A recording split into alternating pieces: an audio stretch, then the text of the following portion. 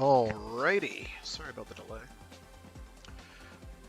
Welcome back to Mecha Mondays. I'm your intrepid pilot Fragus, and today we're doing some more SD Gundam Battle Alliance. I forgot something. One sec. Not that. Coming. Oh, where'd I put it? No, not there.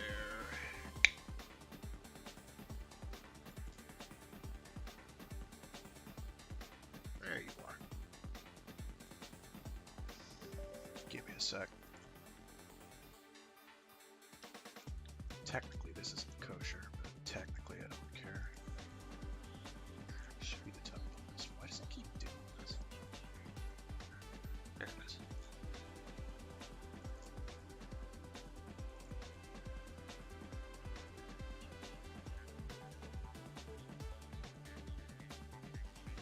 Okay. No, I don't want to do that. Are you?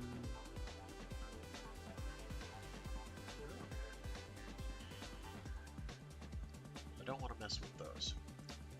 I don't really want to mess with FOV. Where is Tilda T? Jeez, I had the list of commands and I keep forgetting it.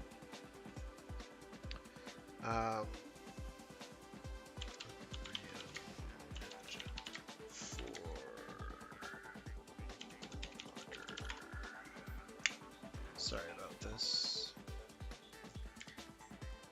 Commands.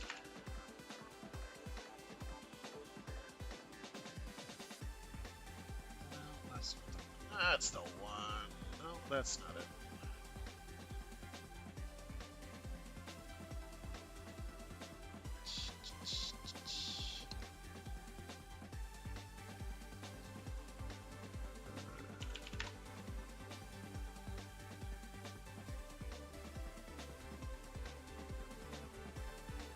UE4 console commands list. Thank you. Oh, that's what the heck? Why do I keep doing this to myself?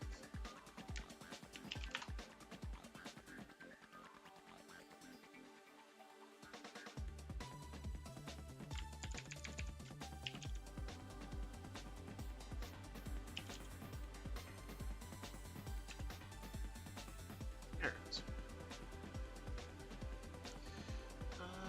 Dee-da-dee-da-dee-dum.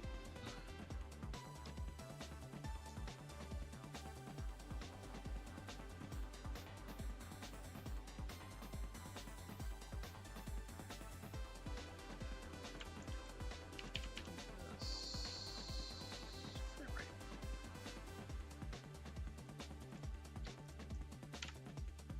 T dot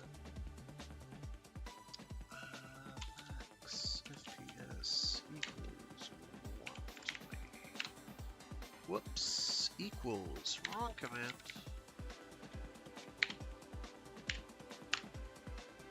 Could not recognize. Well, maybe if I typed it right.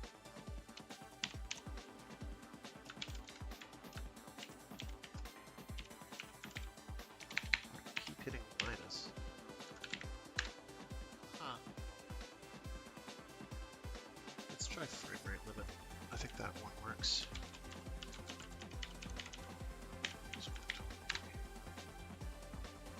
What happens if you don't put a slash on the end?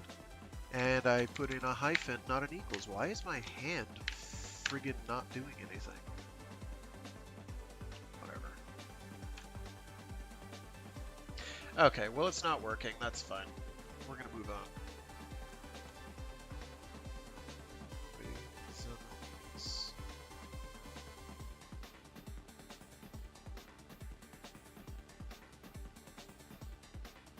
If that's a reference, I'm not getting it. My apologies. All right, whatever. I'm not messing with the. I'm not messing with the thing. So we're just gonna get cracking. So in the meantime,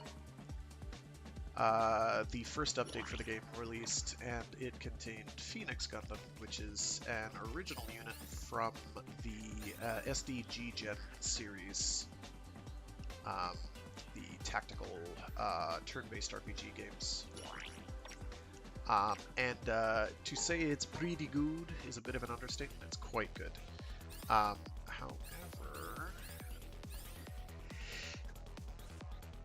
sorry about that.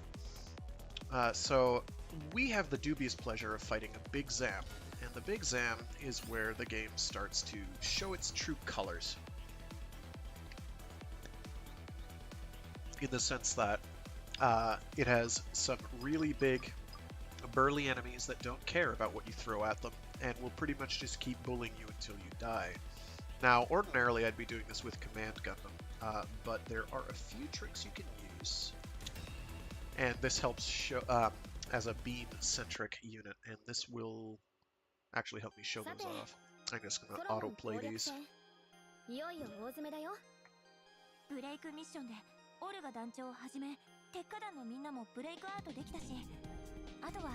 Those would be pretty rad fan subs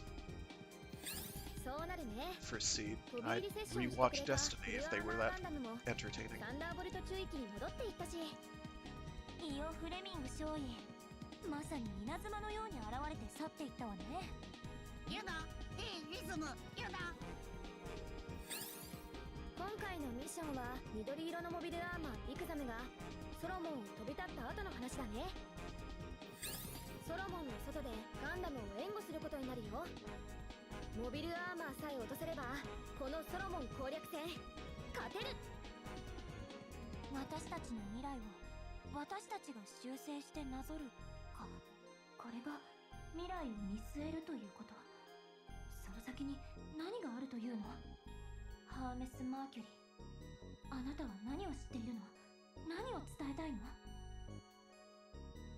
Don't worry, Hermes Mercury's, Hermes Mercury's, sorry, gotta pronounce it right. His motives will not become clear anytime soon. He's going to remain intransigently mysterious to the point of excess forever. We'll know what's driving him, I guess, eventually. Oh look, it's the Big Zam.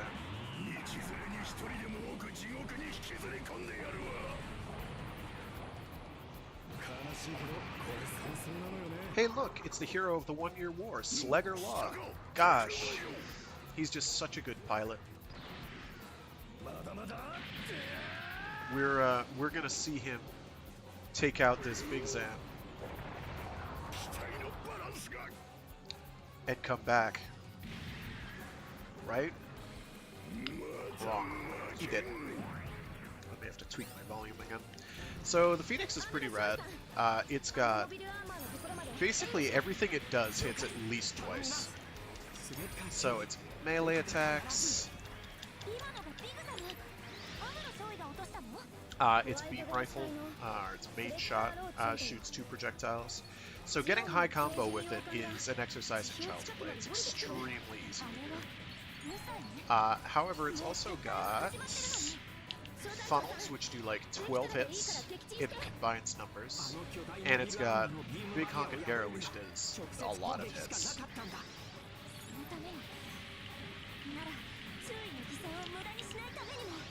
Blow these boats up real quick.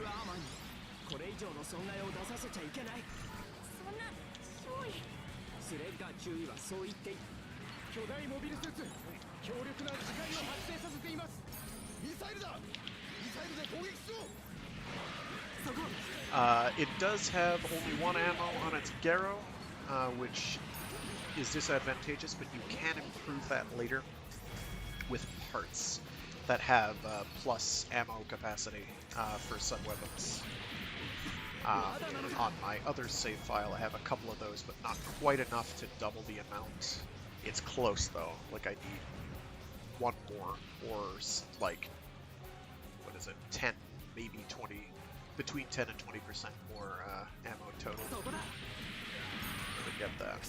So, the practical upshot of getting high combo really easily.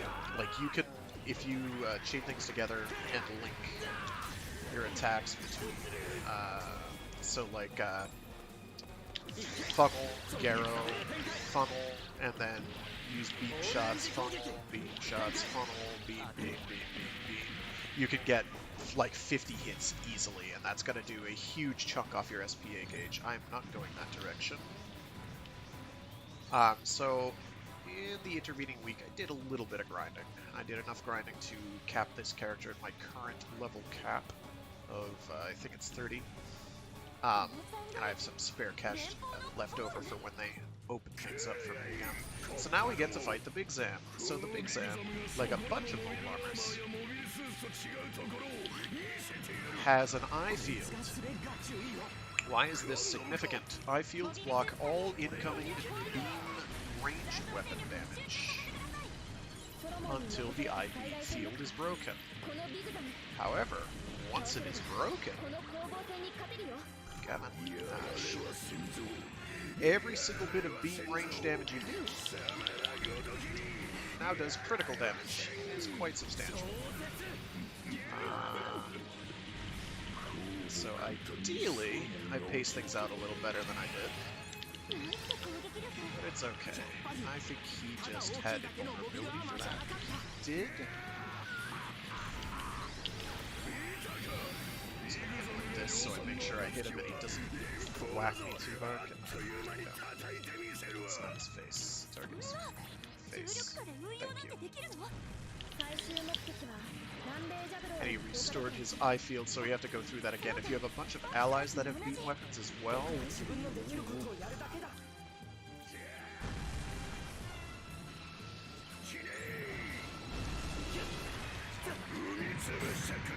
Not hit by that.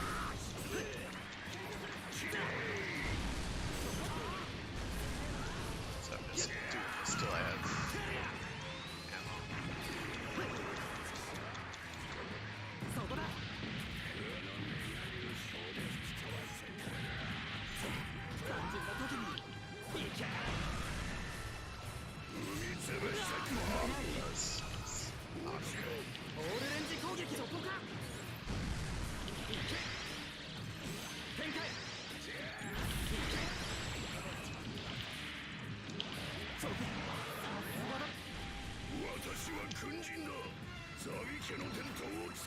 I forgot that track.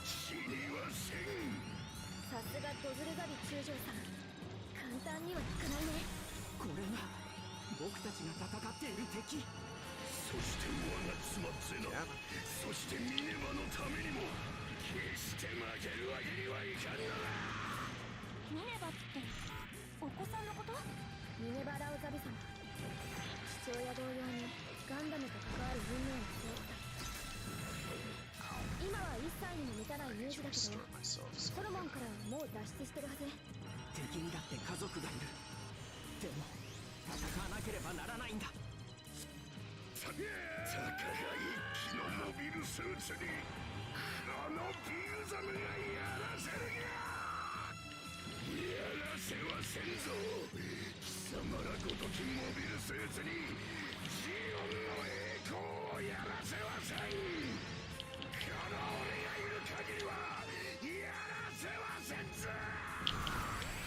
Dozel's an angry boy. There are reasons for this. I suspect Ingrid might be one of those reasons.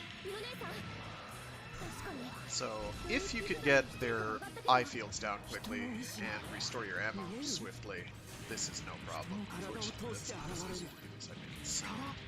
At least not early game. Yeah.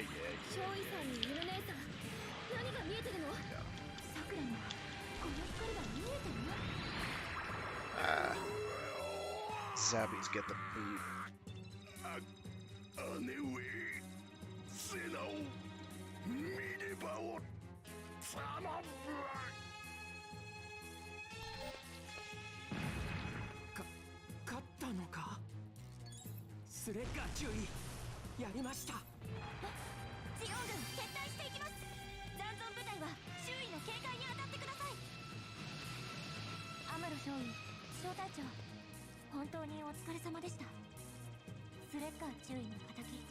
取れましたね。ありがとう。未来さんにも伝えないと。ユノ姉さん、ブレイクアウトしよう。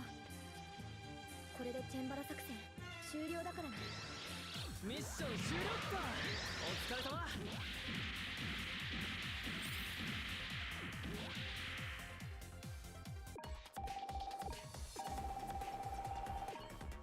俺、あんたと一緒ならもっと強くなれる気がするんだ。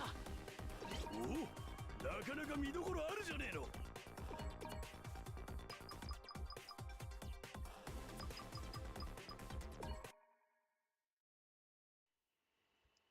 モビルアーマーから現れた影、何だったのか Got しら。 nothing of value out of that. なんか That's okay. 見ているだけで体の力が抜けるような。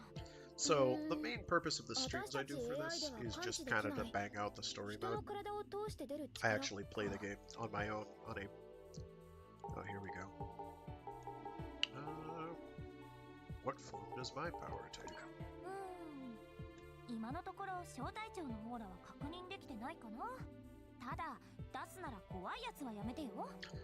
Where I play the game in a more traditional fashion, where I don't just blitz through things. これで翌日にはソロモン The game can be pretty grindy if you let it. 歴史は正しく流れていくことになるよ。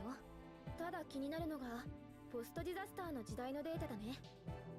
オルガ助けた、鉄火団助けた。ただ So we're entering into このディレクトリ Directory 4, which is where the game really feels like it starts. Okay, this is like the. It's where the game is like, okay, we're taking some of the gloves off, and you're gonna have to actually learn how to play the game, because everything up until then is fairly, if not trivial, then very straightforward.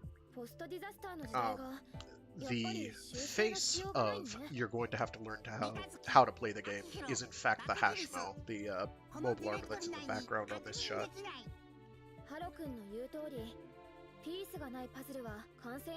The Hashmel does not care about your feelings.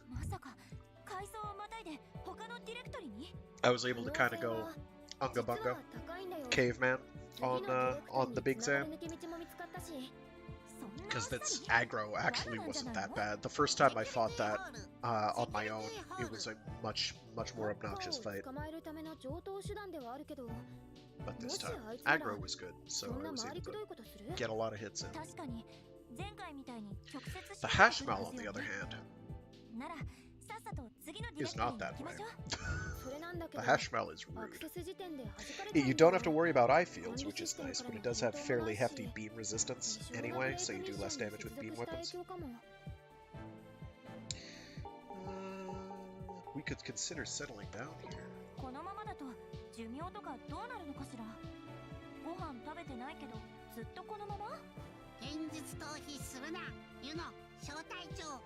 That's rich coming from digital recreations.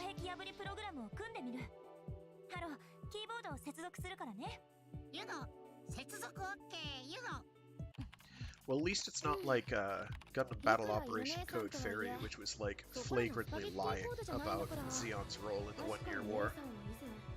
Oh my gosh, a bunch of Fetties took Zaku's. Isn't that a war crime? Says the faction that dropped colonies and gassed civilians. Ah, good times.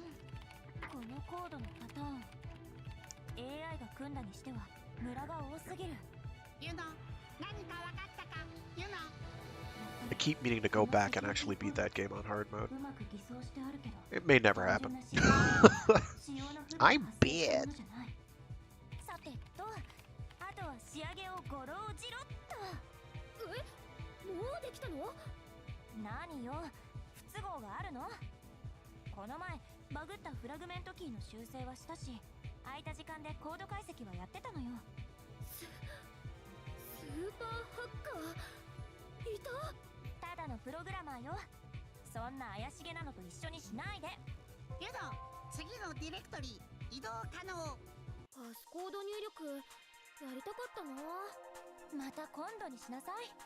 The plot of this game is frankly a hash when it makes any sense at all. It mostly replays notes and plot beats from existing series, much in the fashion that G-Gen Overworld did. So if you ever played the English fan translation of G-Gen Overworld, you will be right at home. You will not be confused.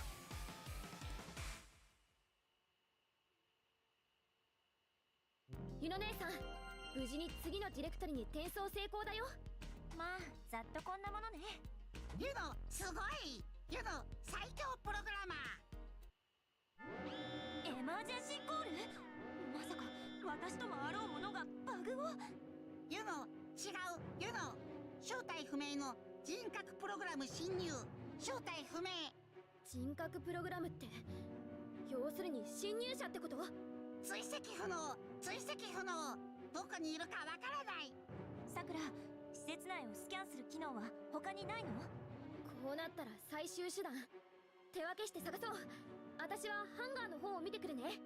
最終手段人力なの？私のプログラムの穴を突かれたのかしら。ハロ、アラートは切って。了解。ハロ、どこ探す？ユノ。あなたはここで待機よ。私と小隊長は電算室の方に行くから、何かあったらすぐに連絡するようにね。先輩、よろしく。ハロ、わかった。ハロ、よろしくされた。こっちの方で一瞬だけ不良セクタの反応があったんだけど、それ以降はスキャンに引っかからない。もしかして引っかかったのは私？そういうことになるな。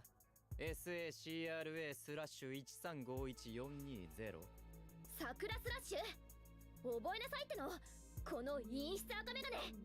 ならば俺の名もそんな別称ではなく、しっかり記録してほしいものだが。そんな無駄な記憶領域はないからね。やはり制御コードでもあるプログラムファイル名を認識していない。書き換えたというのは本当のようだな。そんなことよりいろいろと話してもらうよ。ユノ姉さんのプログラムは解析済み。セキュリティの穴は塞いだから逃げられないよ。さすが奴が直々に用意した AI、 優秀だな。だが君ではレディユノのプログラムを完全には解析できない。君が AI である限りだ。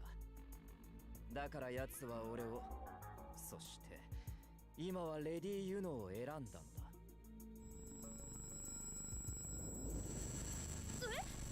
私にハッキング？君がハ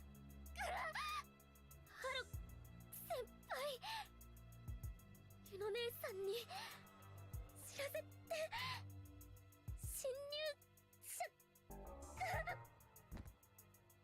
君に知られずに彼女と話すために、彼女とそして彼に託すために俺はここまで来た。さあ立ちたまえ。ブリッジへ案内してもらおう。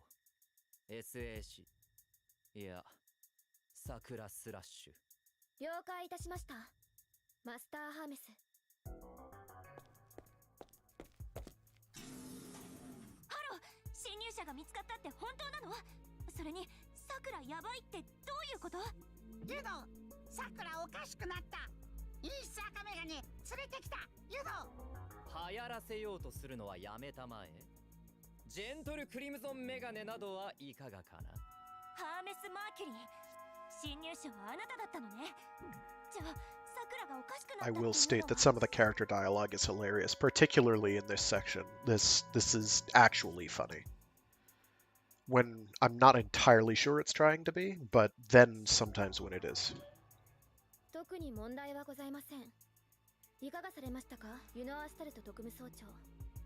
私は全くもって全然大丈夫ですが。少しも大丈夫じゃなさそう。ハーメス、さくらに何をしたの？今は俺が作った人格データで稼働している。彼女はモニターされているのでね。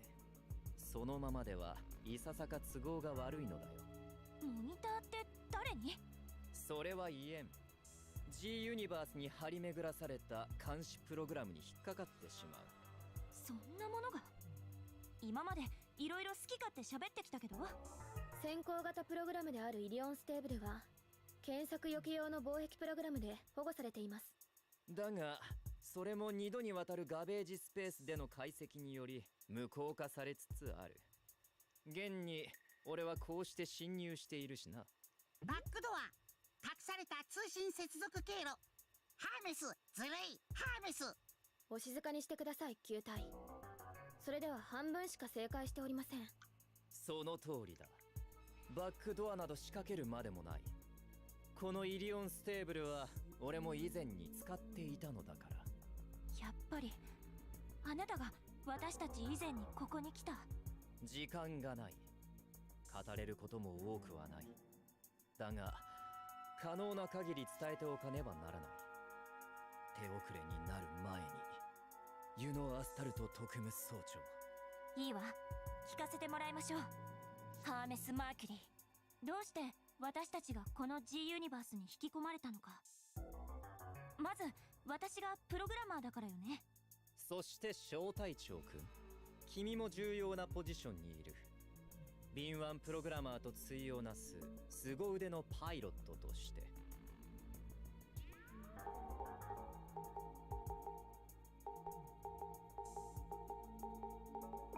どちらも管理システムが関わってくるけど。まず大前提の話をしようか。この G ユニバースの成り立ちを。それは最初にさくらから聞いてるけど、わざわざ繰り返さなくても。マスターハーメスの気障りがたいお話を聞かぬというならば許しはしません。電気を流しますがよろしいですか。あなたそんな機能あったの？よろしいわけないでしょ。ハーメス、いいから話せ、ハーメス。G ユニバースはガンダムの歴史の記録。それはすなわち人類の闘争の歴史そのものと言っていいだろう。ここではその記録を繰り返しシミュレートし結果を観測し続けている。意図的にイレギュラー要素を入れ結果を変える実験もしていたようだが。それがブレイク現象ってこと？そもそも誰が何のためにそんなものを作ったの？この世界がいつ誰によって作られたか調べてはみたが確認できなかった。この世界ってデータベースなんでしょ？どうして基盤となるものが見つからないのよ。このシステムが作られたのは遠い昔のことのようだ。途方もない回数の更新を続けるうちオリジナルともいえる初期データは消失、もしくは別のものに書き換わってしまった。現在は全て管理システムの AI によって自動管理が行われています。やっぱりやつというのは管理システムのことで間違いなさそうね。ブレイク修正そのものが計画ってやつなの？そのものではないはずだ。ブレイク修正を行うことが結果的に計画の成就につながるのは間違いない。マスターハーメス、それ以上は管理システムによる定期スキャンの際に検索ワードチェックに引っかかります。さっきから情報が曖昧だったり記憶がないみたいな話をしてるけど、それは何？プロテクトがかけられているとも言ってたけど。これは失礼をした。俺の意識は基本的に奴の支配下にある。今はその隙をついて行動しているに過ぎないのだよ。管理され何かをやらされてる？私たちがやってる修正はもともとあなたのものだった？それはイエスだ。俺の人格は強制され当時の記憶は消去やプロテクトがかけられたりしているがね。私たちもいずれ同じ目に遭うってこと？それはノーだろう。君たちがブレイク修正を続ける限り奴は君たちの行動を黙認するはずだ。あなたがやっている様々な歴史のガンダムやモビルアーマーのデータを収集している理由は？残念ながら目的についてはプロテクトがかけられている。わけも分からず仕事させられるこっちの身にもなってほしいというものです。もっともだが推測することは可能だ。小隊長くん、君ならどう考えるかね。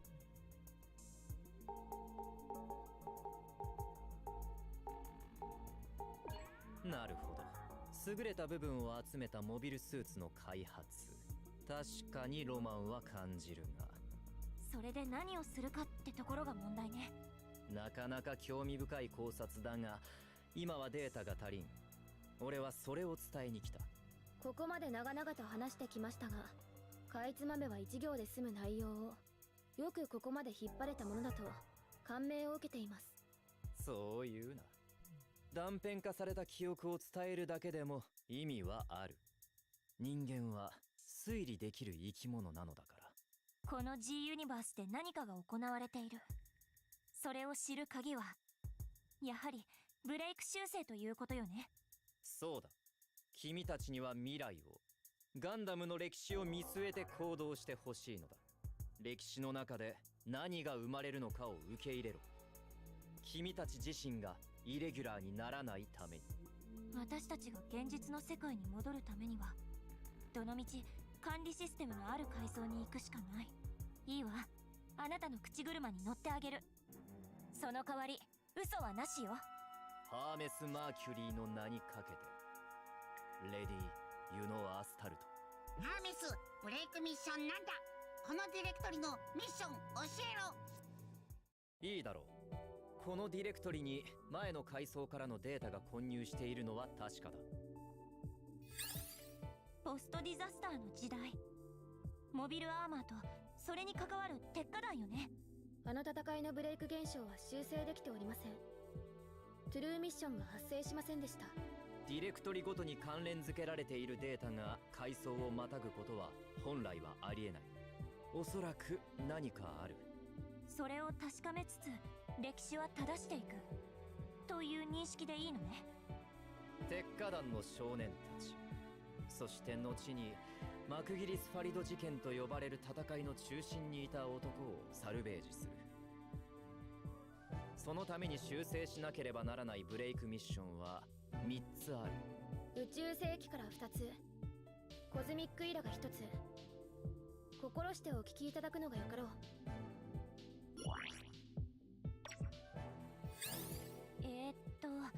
まとめると、宇宙世紀0079、一年戦争の末期、星1号作戦、宇宙要塞アバオアクー。宇宙世紀0087、一年戦争の終戦協定から7年、地球連邦軍の特殊部隊ティターンズの拠点、地球のキリマンジャロ基地。そしてコズミックイラ71年、宇宙要塞ヤキンドゥーエを抑えて大量破壊兵器ジェネシスの発射を食い止める。データによると、要塞側面に位置する資源衛星から回り込むことになりそうだ。このどれもに前のディレクトリからポストディザスター時代の歴史データが入り込んでいると。ユノ、まとめお疲れ。やればできるじゃないですか、ユノ。何その上から目線。あなただんだんおかしくなってない？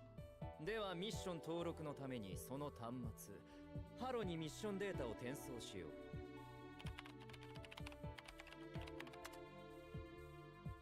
キーボードから入力してる。 AI であるさくらはハロに触れるだけでインストールが可能なのに、やはり彼は。マスター、もたもたしすぎではありませんか。そのメガネねじ曲げていいでしょうか。まあ待ちたまえさくら。妙だな。確かに人格データが不安定になってきているようだ。俺のプログラムに不備はないはずだが。ちょっと、あなたが帰った後さくらは元に戻るんでしょうね。ああ、問題はない。そして時間もない。インストールを済ませ去るとしようか。ハーメス、ミッションデータのインストールするのか。ハーメス。そうだ、ハロよ、受けてもらおう。インストールナンバー0、このプログラムを受け読み解く者、汝すべての希望を捨てよ。 He's a total cornball, as it turns out. マスターハーメス。何それ。ハロも付き合わなくていいからそんなのに。マスターハーメスのダサかっこよさにイチャモンつけるのは許しませぬぞ。あんたもよ。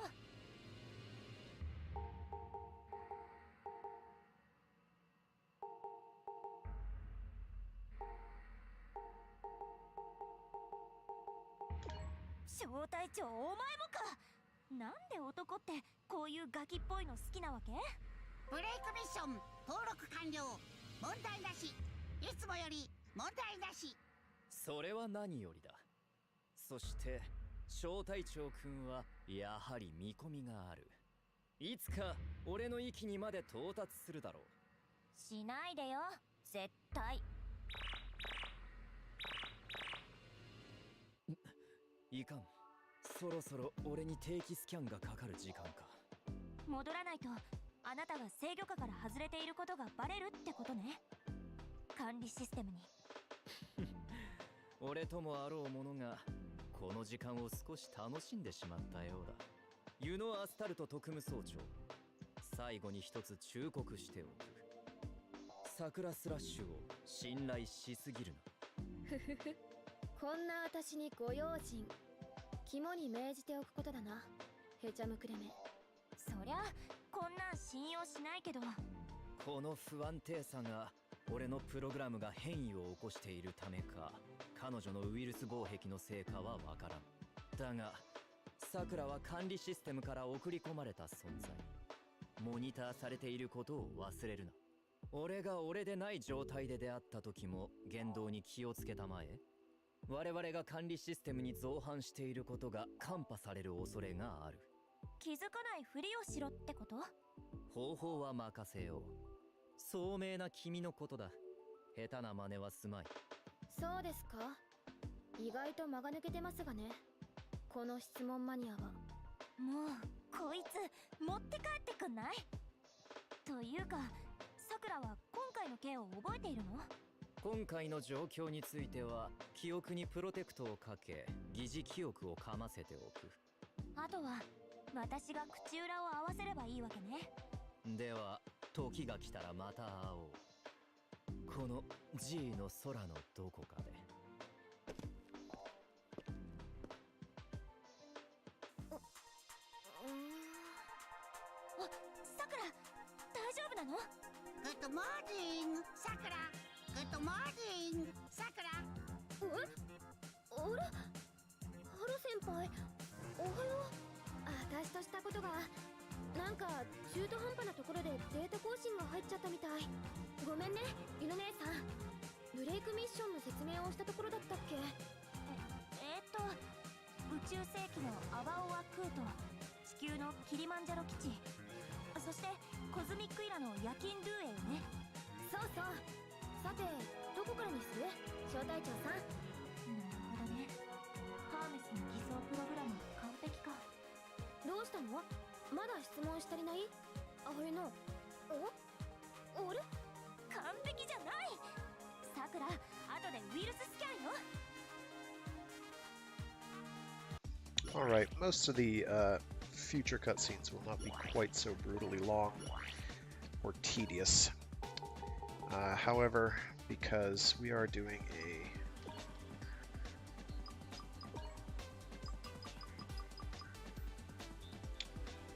story mode run, I am going to have to play these extra scenes, so bear with me a little bit longer. アムロ少尉専用機。でも初代ガンダムが現役稼働してるのに新型なんて必要なの？そうだね。ニュータイプって言葉聞いたことある？ジオンズム大君が提唱した、確か宇宙に適応して進化した新人類。さすが犬姉さん、おおむね正解。少尉さんはこの時代そのニュータイプなんじゃないかと言われてるんだよね。ソロモン攻略戦あたりからどんどん速くなる彼の反応速度にガンダムの方がついてこれなくなってきたんだよ。機体追従性ってやつね。アムロ少尉そんなに強くなるのね。そこで急いで開発が進められたのがニュータイプの反応速度についていける新型ガンダム、その名も NT1。 ガンダムニュータイプ1。出力アップに関節部のマグネットコーティング処理、機体制御用の OS の性能アップなどの豪華仕様。そんな機体がアムロ少尉に渡ったら鬼に金棒、いえビームジャベリンじゃない。こんな敏感な機体実戦で使えるの？劣勢のジオン軍がそんなモビルスーツの存在を放っておけるわけがなく、立てられた作戦が。 So, it is at this time that I should probably note that the translation on this game is actually kind of dodgy. They miss mountains of golden opportunities to actually translate what's written. So back there was a when they're talking about, oh, you know, wow, it's like it would be perfect for him. They actually make a reference to the G3 Gundam, which is the generally recognized as the novelization, the 0079 Mobile Suit Gundam novelization, Amuro Gundam. So they make a reference to beam javelin and I want to say the color scheme, which in the novelization is basically like a gray-white, all uniform. I have the novelization, and sometime I'd like to do a read aloud of that one, but who knows when that'll happen. So there's a bunch of so if you pick certain pilots for your co-pilots, there'll also be unique dialogue, and a bunch of them come across as very generic, but if you know a little Japanese, you can tell that they're saying something different. There's a really good one between Amuro and Manager Lynx from Unicorn, where Manager's like, wait, I thought you were a ghost. And Amuro's like, no. Anyway. ガンダムのダッシュ、もしくは破壊を目的としたルビコン作戦。というのは前に説明した通り、ハーディー・シュタイナー大尉を隊長とするジオンの特殊任務班サイクロプス隊が作戦を行う。まさにその日が今回のミッションだよ。12月19日、私たちは当然新型ガンダムを守ると。イエス、そうなるね。ちょっと待って、バーナード・ワイズマン5長がそのガンダムの破壊に失敗したらリボーコロニーが核攻撃されるって。こんな究極の選択、とてもじゃないけど選べないわよ。ユノ、落ち着け、ユノ。ユノ姉さん、私たちがやるべきことは正しい歴史を登録し直すことなんだよ。それは分かってるけど、中立コロニーには戦争に関わりのない大勢の人々が住んでるのよ。それを見捨てるなんて。感情で史実を無視したら小隊長さんや犬姉さんがブレイク現象を引き起こすことになるよ。ラサで EG8 を離脱させた時とは全く違うんだからね。それはだって天田少尉とアイナさんが。とまあ少し意地悪したけど大丈夫だよ。ブレイクミッションでワイズマン5長さんを助けたこと忘れた？バーニー、やってくれる。ガンダム倒す。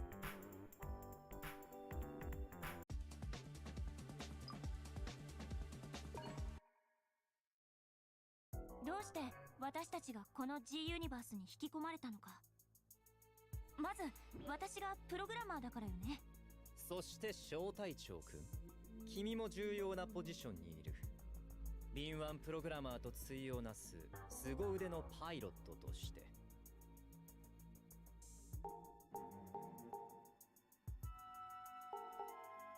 これに関しては今のところ見当がつかないのよね。まず大前提の話をしようか。この G ユニバースの成り立ちを。それは最初にさくらから聞いてるけど、わざわざ繰り返さなくても。マスターハーメスの気触りがたいお話。あなたハーメス。G ユニバースは So this is a rehash that I am not going to go through. We already did this. So we're going to do this one instead. じゃあ3つのブレイクミッション心して聞かせてもらうわ。1つ目は宇宙世紀一年戦争の終焉、最初のガンダムの最後の戦い。ソロモンの時に予想してたけど、やっぱり戦争の終わりを見ることになるのね。未来を見据える、その第一歩と言えるかもしれない。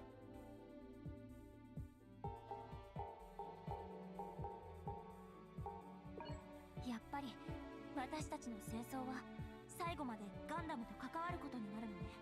思うところはあるだろうが、さすがは小隊長くん。前線で必要な情報をいち早くご所望とは。さくら、まずは日時と状況を。イエスさん、マスターハーメス。宇宙世紀0079、12月31日。星1号作戦、アバオアクー攻略戦開始。宇宙要塞アバオアクー、もともとは資源採掘用の小惑星にさらに別の小惑星を結合して軍事要塞に改造したものだ。その先にはジオン公国本土であるサイド3がある。つまりここは最終防衛ラインと言える。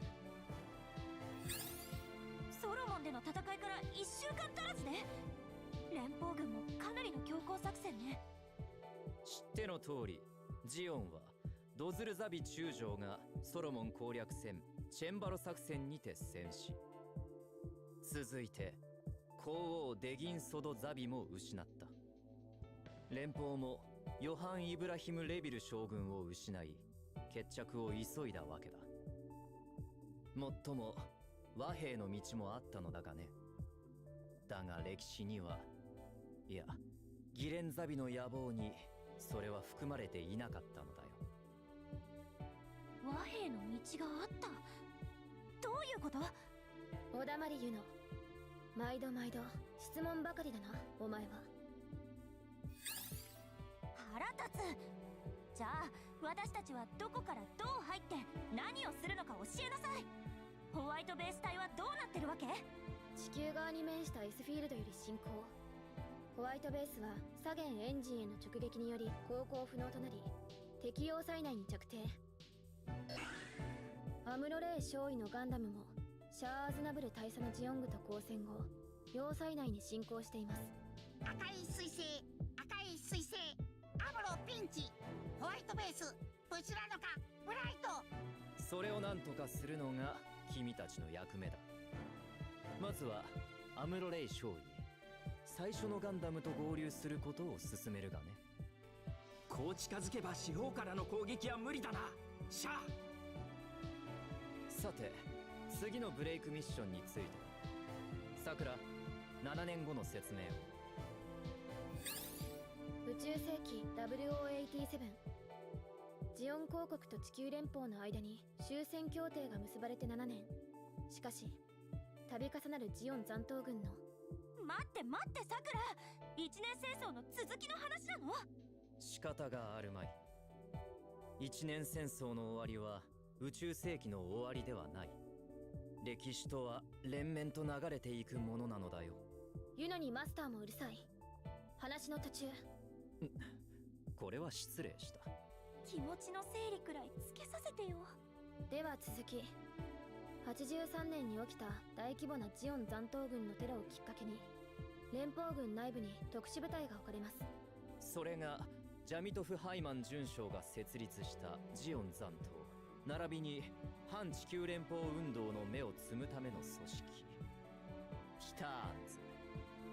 ジャミトフ准将は87年現在では大将になっているな。もしかしてその組織がジオンに限らずスペースノイド全体を？スーパーイエスです。行き過ぎた武力構成は反連邦集会を行っていたコロニーへの毒ガス使用にまで至ります。そんなの地球連邦軍だからって許されるわけないでしょ。それもアルティメットイエスだ。それを見かねたブレックス・フォーラ准将は反地球連邦組織エウーゴを組織することになる。それだと連邦軍同士が戦うことにならない？エクストリームイエスだ。かくして戦いは始まる。ジオン残党に対抗するための組織がそんな内紛で機能しなくなったらジオン軍は？ジオン残党が集結した小惑星アクシズが地球圏に入り機を伺っているという状況だ。ただ今回のブレイクミッションにアクシズ軍は関わらないので割愛します。当然7年後にもガンダムは存在しているのよね。またアムロ少尉が乗ってるの？残念ながらアムロ・レイ、この時点では大尉だが彼ではない。地上を拠点とする反連邦組織で活動してはいるが、エウーゴのエースはカミーユ美団。もともとは民間人ですが、アムロレイの再来と言われた優れたニュータイプです。カミーユさん？今度のガンダムのパイロットは女の子なの？愚かな言うのよ。制裁を受けろ。何よ急に。なんだ、男の子だったのね。パンチ確定。その一撃がきっかけとなり、カミーユ美団は第二のガンダムを手に入れることになる。歴史を作った拳と言えるだろう。そしてその場に居合わせたクワトロ・バジーナ大尉との出会いにより、彼はエウーゴに参加。戦いに身を投じるのだよ。クワトロ大尉っていうのがエウーゴの関係者？急にパンチされたくないから先に聞いとくけど、その人は男？女？シャア・アズナブル大佐です。なんだシャアか。ってはあ？一年戦争の赤い彗星、その人だよ。彼は終戦から4年後、連邦の軍籍を手に入れ、地球連邦軍に入り込んだ。私シャア大佐になんて会ったこともないのに、情報量多すぎでしょ。アバオアクーで7年前のクワトロ大尉に、キリマンジャロで7年後のシャア大佐に会うことになると思うので大丈夫でしょう。ややこしいよ。ん？キリマンジャロって地球の？そう、今回発生した87年のブレイクミッションの舞台は地球となる。ティターンズの拠点をアムロレイ大尉が所属する地上の反連邦組織カラバと共に叩く。それがキリマンジャロ基地です。サイコミ制御のモビルスーツも建造されている一大拠点。すでにカラバの攻撃は始まっている。そこにカミーユ君とクワトロ大尉が宇宙から降下、共同作戦を展開するのだよ。そこで起きているブレイク現象にポストディザスター時代のデータが関係していると？マスターハーメスは確信しているようです。眉唾と言えなくもありませんが、最後のミッションどんなだ？コズミックイラ、コズミックイラ。CE71 年、ナチュラルとコーディネーターの確執、そのひとまずの区切りとなる戦いだ。キラ・ヤマト君たちの歴史、ひとまずって星1号作戦みたいな戦いが？近いと言っていいだろう。コーディネーターとナチュラルの戦いはお互いを滅ぼし合うところまで行き着いてしまった。地球連合によるプラントへの核攻撃によって。なんてことを。そんなことをしたらもう引き返せなくなる。ムルタ・アズラエル、反コーディネーター思想を掲げ暗躍するブルーコスモスの名手。彼の差し金により引き金は引かれた。青き正常なる世界のためにだ。後に第二次ヤキンドゥーエ攻防戦と呼ばれる戦いが始まります。プラント側、ザフト軍も核による反撃を？コーディネーターの代表であるプラント最高評議会議長パトリック・ザラは核攻撃に対する報復のため、レーザー推進用の X 線発信施設を転用した巨大ガンマ線レーザー砲ジェネシスを発射してしまうのだよ。核爆発を宣言として発生したエネルギーを直接コヒーレント化した巨大なガンマ線レーザー砲なのです。コヒーレント？波動が互いに干渉し合う状態で発生したガンマ線を何らかの方法で収束して照射って兵器で合ってる？原理的にはそういうことだ。だが問題なのはその威力にある。地球に放たれた場合、凄まじいエネルギー輻射と着弾時の衝撃、気象変動といった影響も含め、地球上の全生物の 80% が死滅する計算です。そんなのもう戦争じゃない。どうすればいいの？味方いるのか？フリーダムガンダム、他のガンダムいるのか？落ち着け、ハロユノ。キラ・ヤマトは親友のアスラン・ザラと共に宇宙要塞夜勤ルーエ攻防戦に参戦しています。地球連合にもザフトにも属さない第3の勢力としてジェネシスの発射を止めようとしているのだよ。ジェネシスの操作は夜勤ドゥーエの司令室から行われている。ナチュラルの完全殲滅を目論むパトリック・ザラ議長もそこにいます。パトリック・ザラにアスラン・ザラ、もしかしてキラ君の親友アスラン君って。そう、元ザフト軍所属プラント最高評議会議長のご子息だ。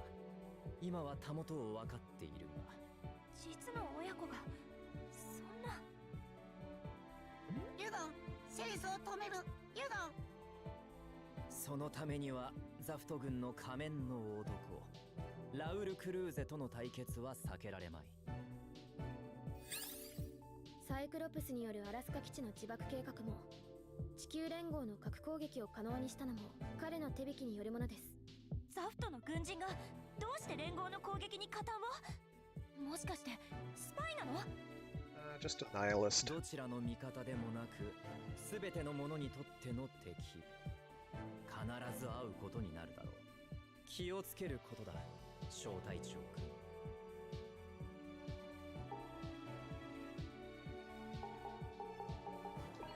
君。よくわからないけど、それ言うとパンチらしいし、味方のパイロットだから協力してよ。発生しているブレイクミッションは以上。宇宙世紀から2つ、コズミックイラが1つ。バランスの悪い話やで。そういうなさくら、口調もエレガントではないぞ。Oh god. Almost there. ミッションデータのインストール。そうだ。Oh wait, no, this one's a rehash too. We don't care. Why did they show the extra scenes on that one, but not on the others by default? I don't know. Alright, so moving right along. Which are these? I could stay as this for now, because these are fairly straightforward. I am not going to do much grinding. I'm going to avoid it. The only time I'm going to be doing some grinding is to ensure that I get the F91 as soon as possible, because the F91 is going to be fairly crucial to future grinding that I'm going to do. VO is also respectable for that purpose.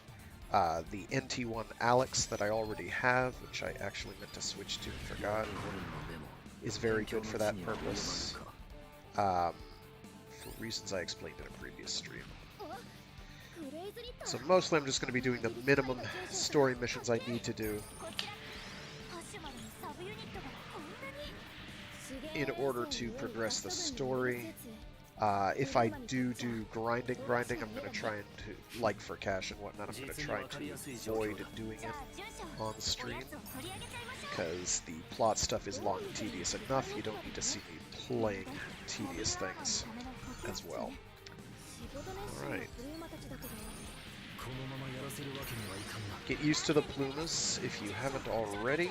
We're going to see, oops, a lot more of them. 戦闘力は知れているが、こいつは厄介だな。敵の数にだって限りがあります。とにかく退治しましょう。いいだろ。I was not noting that properly. その調子だ。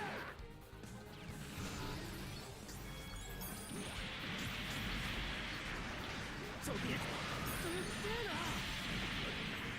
なかなかやるじゃねえか。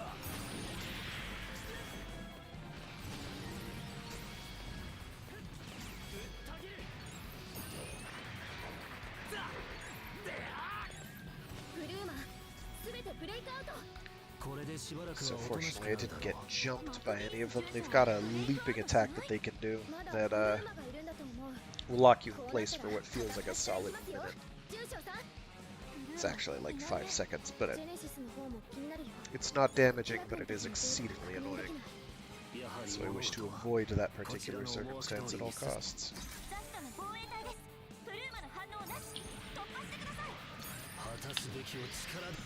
ブレイク現象。おめえここは絶対守り抜くぞ。チベ艦隊の意地を見せてやる。チベってコンスコン機動部隊のスカート付きビッグドム。新たな敵襲、もう引き返せんな。敵機の数は不明。住所小隊長注意してください。そうだね。ドムが何機いるのか想像もつかないな。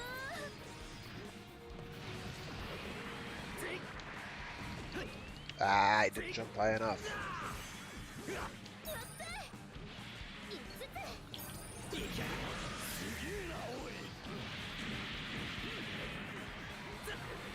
すがだぜ。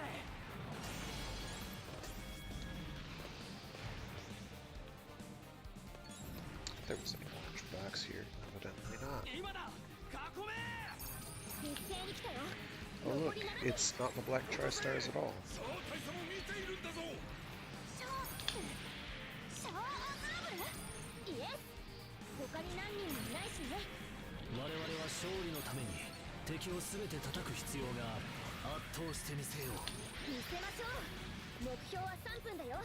小隊長さん。なんでさっきから妙に具体的なの？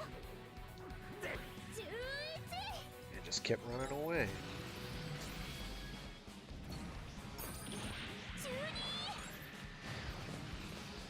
全滅。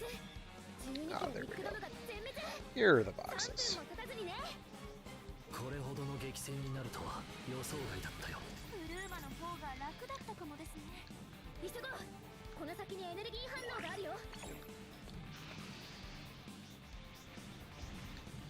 ザフト軍の防衛隊です。迎撃してください。相手は右往の衆。ジオンのモビルスーツがブレイクイン。またコンスコン隊なの？所属はアバオア空統一軍総帥直属艦隊。じゃあこのゲルドグはあの宇宙要塞から？なんか不穏な感じね。でもブルーマもまだいるはずだし。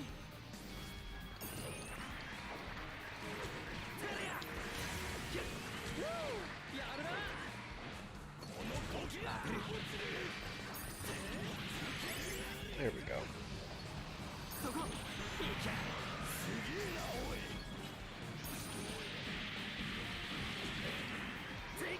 なかなかやるじゃねえか。当たれ。 I'm saving my super for what is coming shortly.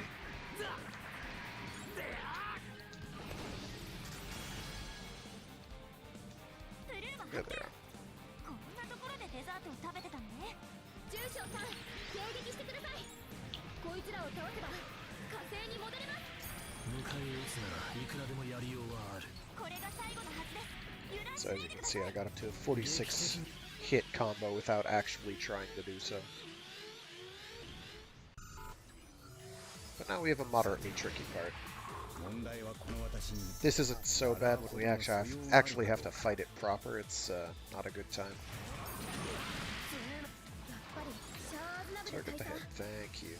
アバオア空からここに来たんだ。じゃあこれがジオンの Actually, real スカート quick. 付きならぬスカート Right の up み。 in his face. 宇宙空間なら足なんて割りきりもあるってこと？足は質量移動によって姿勢制御の助けになると思うけど。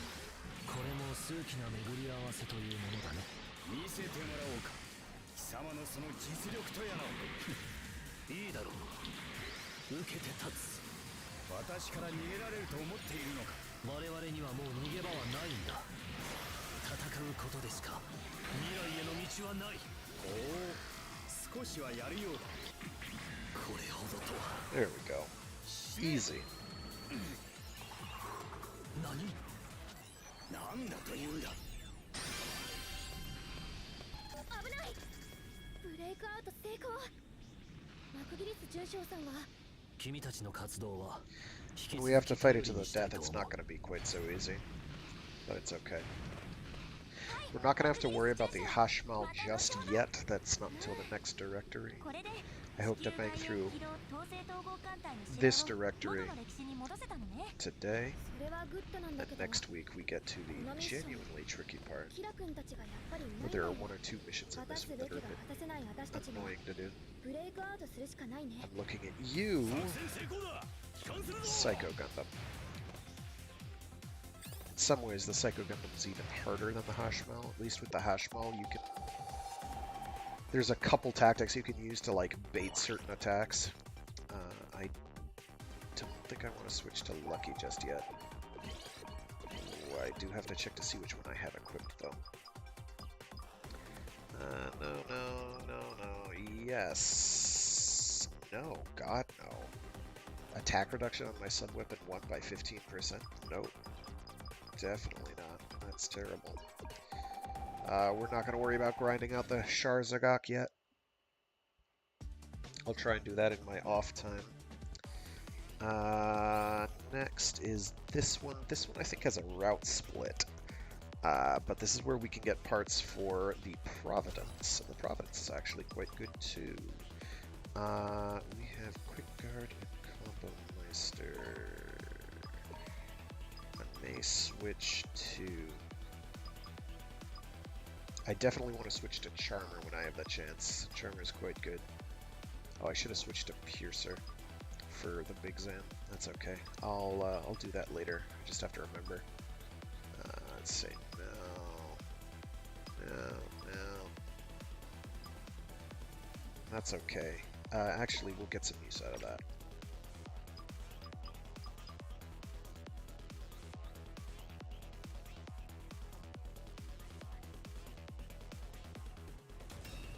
And I'll wind up switching to Charmer just to level up my allies' cooperation gauge thing a bit quicker.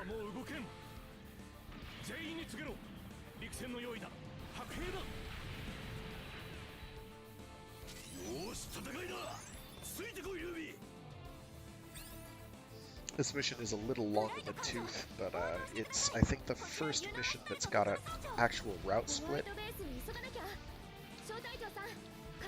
So we'll probably do it both ways,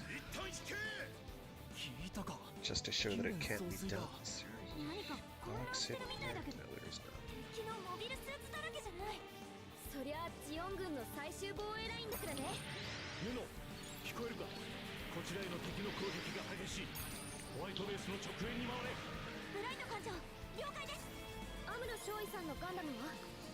So they want you to think that you have to go this way. And that's cool and all. We're actually going this way. Do I have to... I gotta wait for the text to finish. Nope, they're gonna make me do it afterwards, that's fine.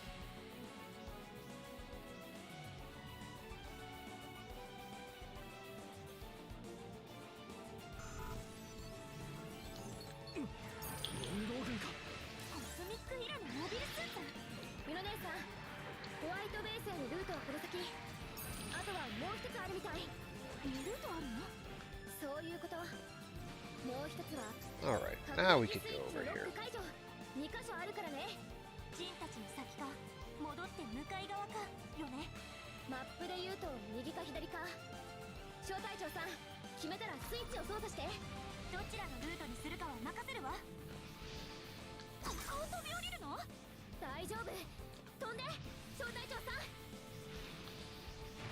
So, there's actually a bunch of hidden items you can get if you hop down to this one initial ledge before going all the way down. These are for uncapped materials, which I have in abundance.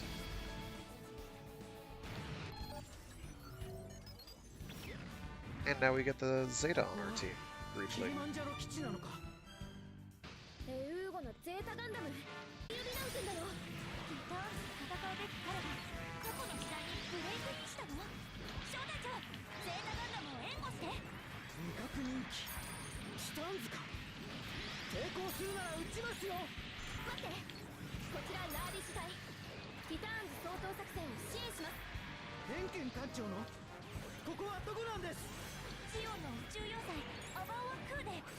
それ古い。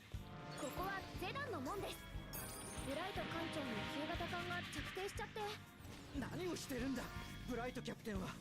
ブライト大佐を救援した後ゼータガンダムも回収します。最終的にはクワトロ隊員と合流してもらわないと。彼はキリマンジャロで、今度はマラサイ部隊だ。ハイザックの発電機だから気をつけて。カリーユ君、目的地はこの先よ。小隊長と一緒に蹴散らして。ブライトキャプテンは無事なんだろうか。通信は繋がらないんですか。レープ現象の影響か。さっきから電波妨害がひどくて。こんな時にクワトロ隊員は何をやってるんだ。アバオアクーには大佐の頃の大尉がいるんだっけ。ユノ姉さん。こいつそんなに死にたいのかよ。展開すっげえな。いけオールレンジ攻撃ホライゾン。いけ当てる。そこまだか。I didn't even catch what the combo counter was up to there. Again, this unit has a very easy time getting up to very high combo counts, so you can basically use your super with relative impunity. Because the higher up you go in the combo gauge, the more time gets taken off the super cooldown, the SPA gauge. また新たなブレイクイン。宇宙世紀のモビルスーツ。ザクの指揮官機だけしかないのは何だろう。随分旧式だけどあのザク。 I did try to guard that, but I got the time.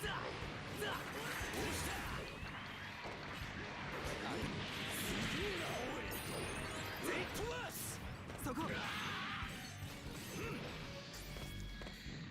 One kind of irksome tendency that the game has is for your character skills that you get over time, roughly one every 2 levels.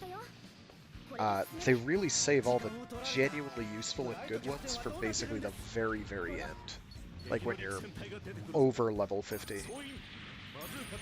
Which is kind of annoying, in truth.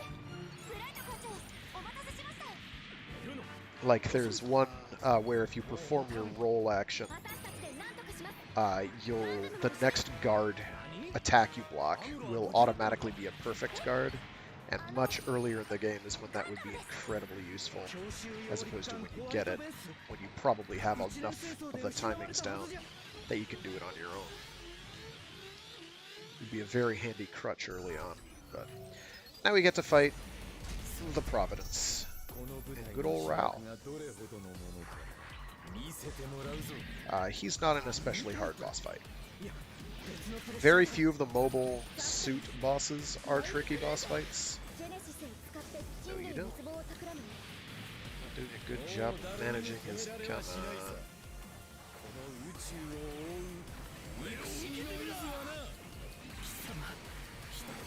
よその世界に戦乱を広げて何が望みなの。 So that blue gauge is his brake gauge, and we do want to knock that down, like so. Oh my gosh, my combo got flubbed. I'm upset. And we don't have to actually kill him. We only have to get him down to like half health, which is easy to do. I wanted to get an SPA out on him, and I completely failed to do so. We'll go the other route for a second run. Oh, thank you for the Zeta. Ooh, 3? Yes, please. Yes, please. We'll take 3.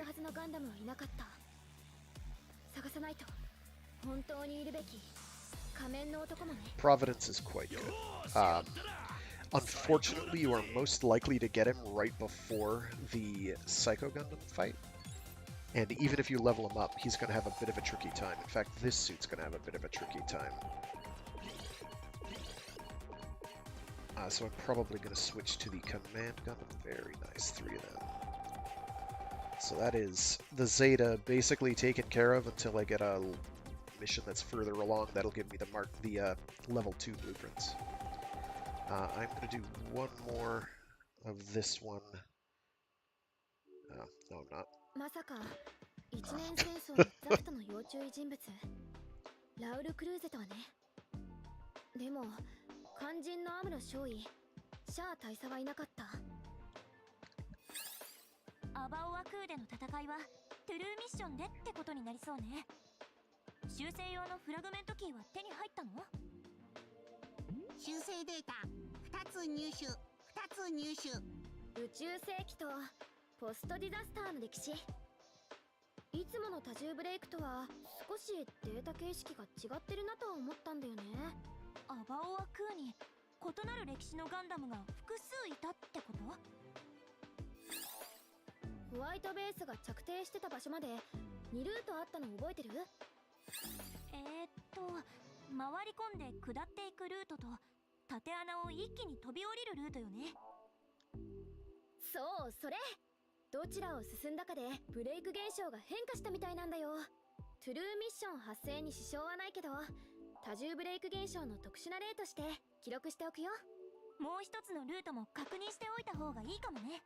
ユノ、今は先を急げ。ユノ、情報が紐づいたフラグメントキー、今までになかったブレイク現象か。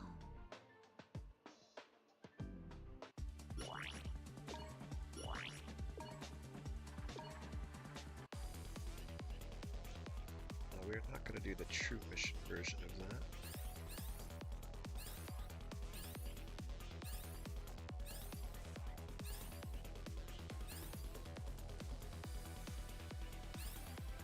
That's interesting. It's acting like I did that one already, and I didn't think I had.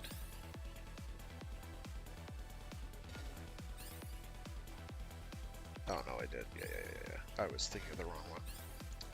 So we're gonna do the break variant one more time. Because I forget who you get the, okay.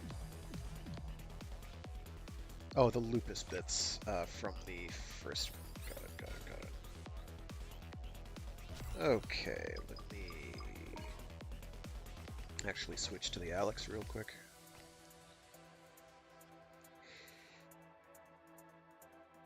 So that I can get some extra cash. I've got actually quite a bit more than I thought. I didn't think I ground that much, but I did. There we go.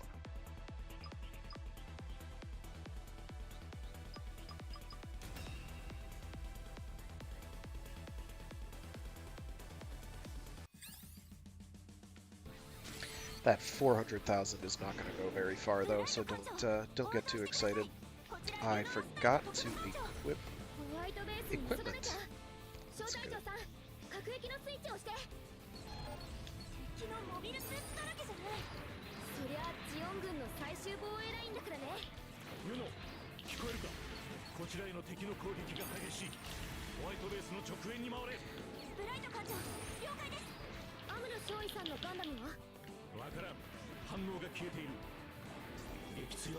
That's right, you can't change the Vulcans.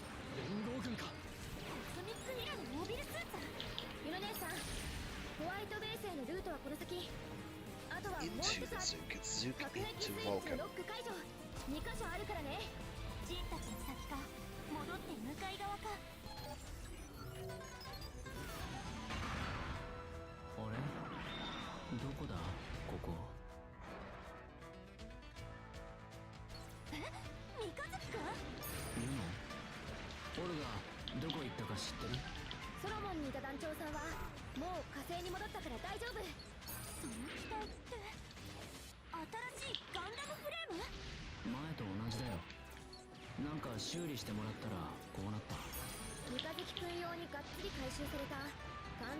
You'll notice I'm doing pretty beefy damage in single hits. Part of that's because I've got a skill that boosts aerial attacks. Part of that's because the Zook actually does a ton of damage.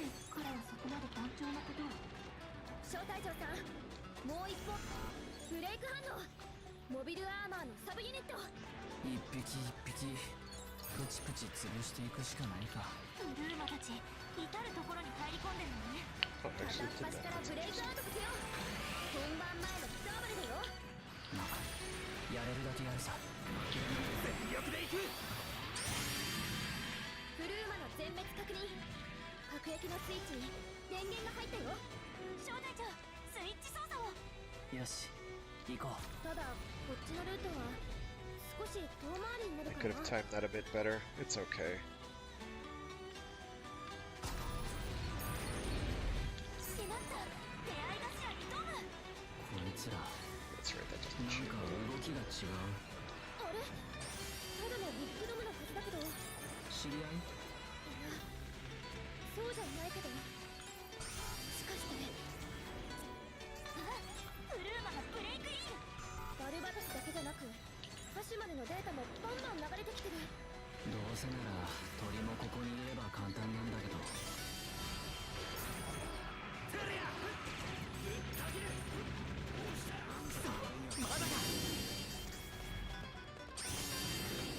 隔壁のスイッチアクティブ。奥へ進みましょう。 That's okay. I'm at a 50-second cooldown. That's alright. I can make up for that later. Like right here. しまった、不平。どんなやつが出てこようとそれが敵なら潰すだけでしょ。そういうこと。一気に間を詰めて撃破。出てこなければよかったのに。すっげえな。 Problem with the Alex's arm gatling is that it's got incredibly dodgy accuracy. It doesn't track worth a damn.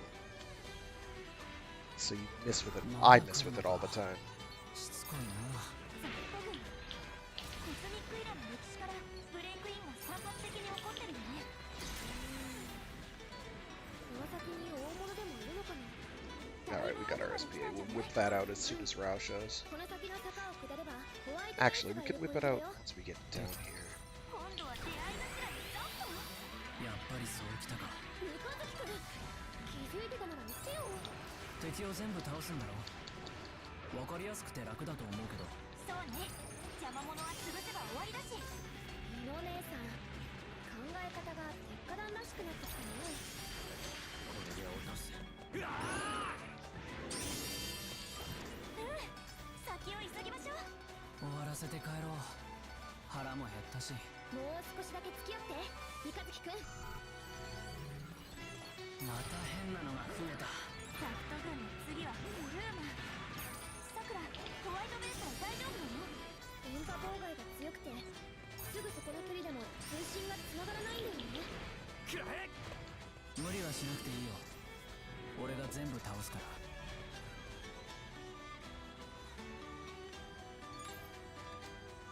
It's about to cut out. We did not do an ideal job of keeping a hold of this, but it is okay. 総員、バズーカとライフルで立ち向かう。ミノ姉さん、通信回復。ブライト艦長、お待たせしました。ユノ、遅いぞ。もう持たん。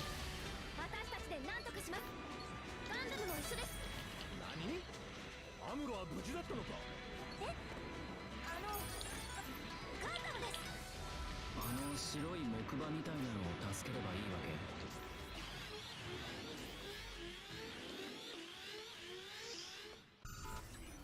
We should have our SPA shortly before we end the fight, so we can gain some extra resources that way. ザフトのラウル・クルーゼ。ジェネシスを使って人類の欲望を企む。もう誰にも止められはしないさ。この宇宙を覆う憎しみの渦はな。なんかごちゃ I'm ご gonna ちゃ。 tell my allies to bully him a little.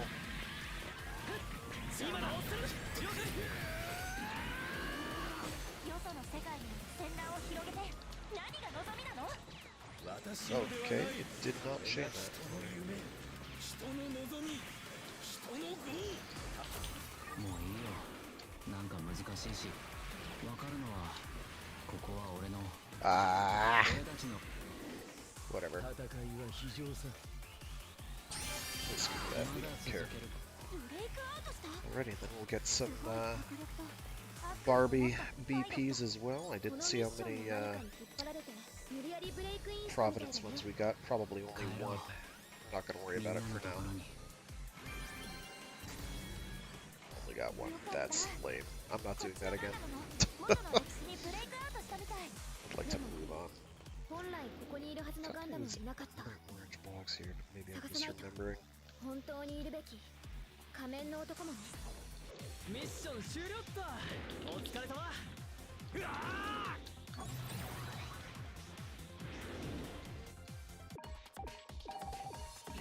ー。なんかあんたとはうまくやっていけそうだな。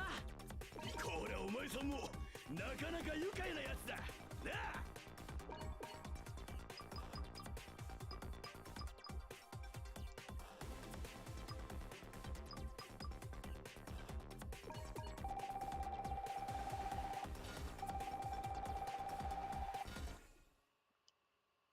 Alright, now we're gonna do mission C, which actually is another good opportunity to use the Alex. Just gonna make sure I actually have things equipped. Change to effect 2. Still have damage cut rate.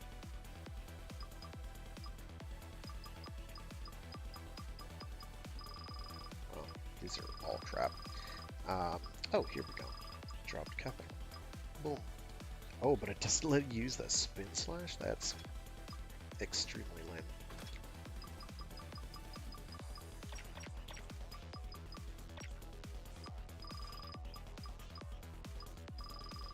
So let's go with something that's actually good. Yeah, we'll just stick with that.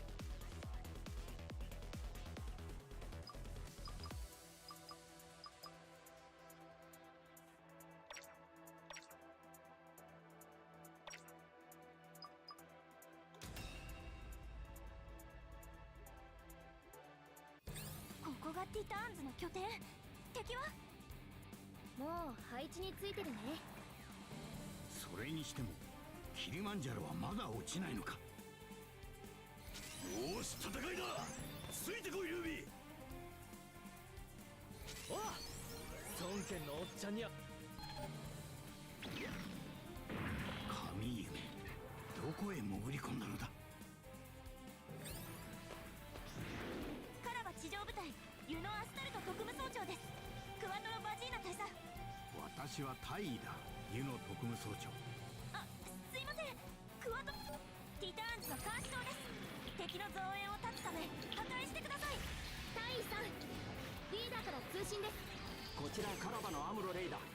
シャア、応答してくれ。アムロか。クワトロとしてで構わんので使えよ。あなたまで来るとはな。神犬ならいいのか。なぜすぐにあの二人を止めなかった。あのポートルの娘のことか。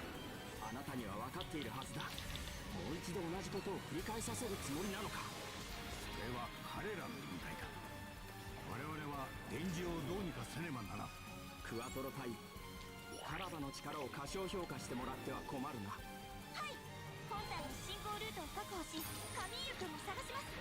小隊長さんもゲリラ戦で監視塔を潰しながら進んでね。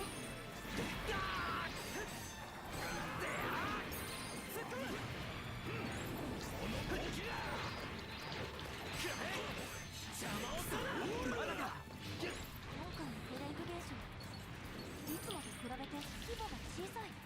そうだね。明確なのはカミーユ君がいないってだけかな。ディレクトリをまたいで散ってしまった鉄火団メンバーのデータは今のところ無反応だね。でもこの時代の可変モビルアーマーと火星のモビルアーマー、その紐付きでブレイク現象が起こる可能性は十分にあるよ。小隊長、どんなお邪魔虫が出るかわからない。用心して進んで。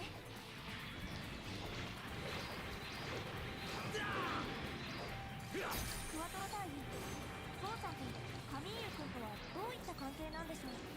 ポー・ムラサメ、連邦のモビルアーマー、サイコガンダムのパイロットだ。ニュータイプ研究所の一つ、村雨研究所の被験体。彼らはまた戦場で出会ってしまった。もしかしてニュータイプの強化。ポーは強化人間だ。しかし彼女には近くにいる人にも影響を与える力が備わっている。カミーユ君はそれに取り込まれてしまう。彼はフォーを自分の手元に引き寄せられると思っているだろうが。敵味方だって分かり合えます。大尉、みんなで協力して助ければ。いや、フォーの意識はもっと強制されて人為的に作られている。リターンズの監視と全て沈黙。小隊長、お手柄よ。さすがだな小隊長。それにクワトロ隊員にも手間をかけさせた。気にするな。それは私の役目だったのだろう。待ってください。ブレイク反応。何か来ます。何？サイコガンダムか。地球に降りたと思ったら You got it, Warren Steele. まったく There will be more. ガンダム。いや違う。 The thrilling conclusion, rather, to Under Pressure. Oh my gosh, I landed right in that. That was really foolish. 私たちは何度かお仕事したことあって。データのないモビルスーツ。ティターンズの新型か。知らねえぞ。なんだあいつは。この強烈な波動はまるで。このモビルスーツミスターだ。あれは私たちの宿敵です。小隊長、ブルーマと一緒に片付けて。これ以上鉄火弾の邪魔はさせねえ。お邪魔虫の親玉も出てきそうだね。いろいろと聞きたいことがあるから出てくるのに都合がいいわ。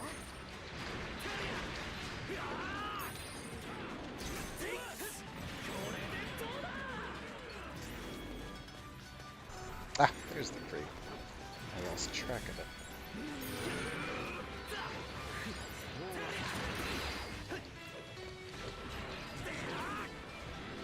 I don't know what the auto-targeting on that was all about.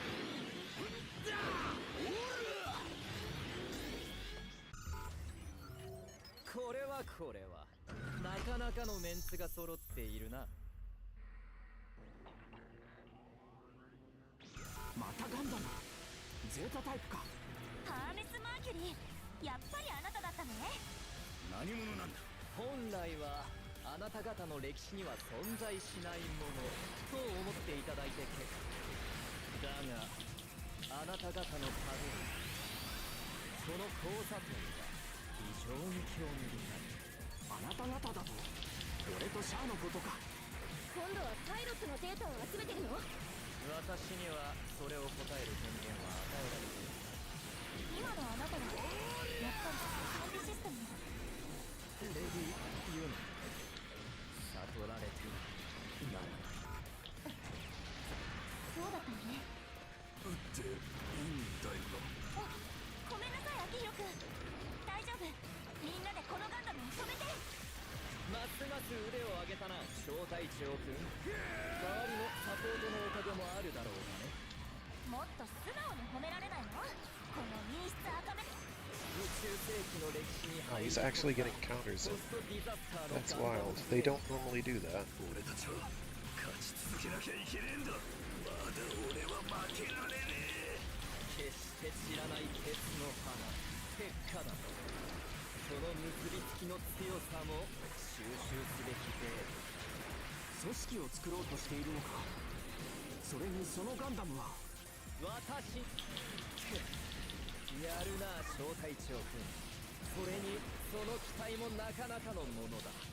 データ更新はちゃんとやってるからね。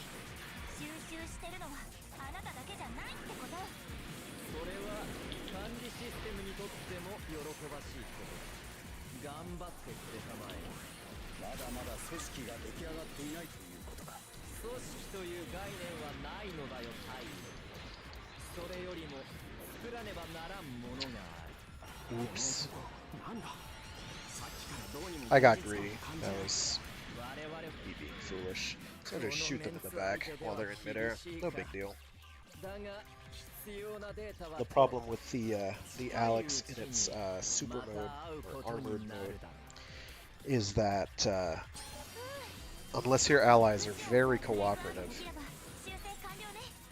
そういうわけで the AI your attacks will very frequently miss. 戦いだよ。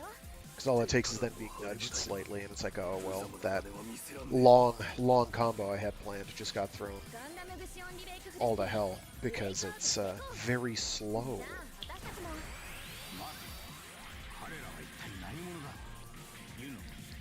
So it's like what, 2 seconds of wind up? 1, 2, almost 3, and then comparable for that one.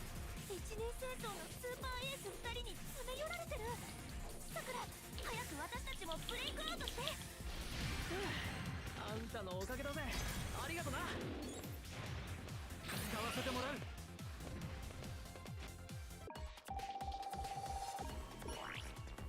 Alright, we're gonna swap Charmer on.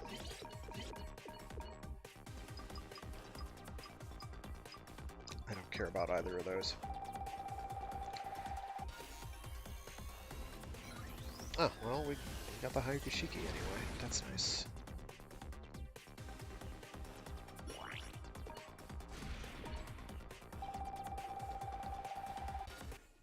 The Gusion less so. Alrighty, now let's switch back to Phoenix. It's way at the bottom. Yep. Actually,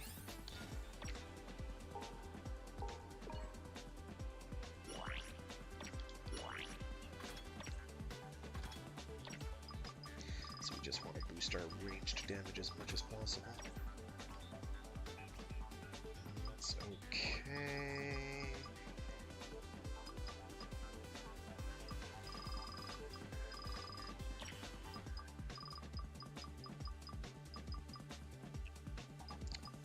Reducing my sub-weapon 1 attack is kind of a bad idea though, so I'm not going to do that. Go with that, that should be fine.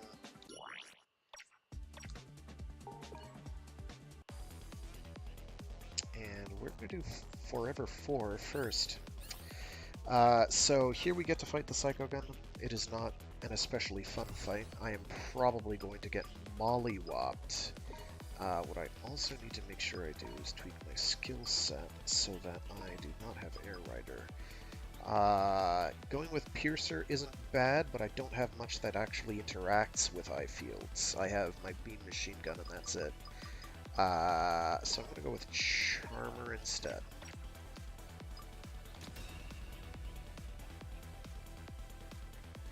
I'm going to try and get some perfect guards, because those are going to be very handy here.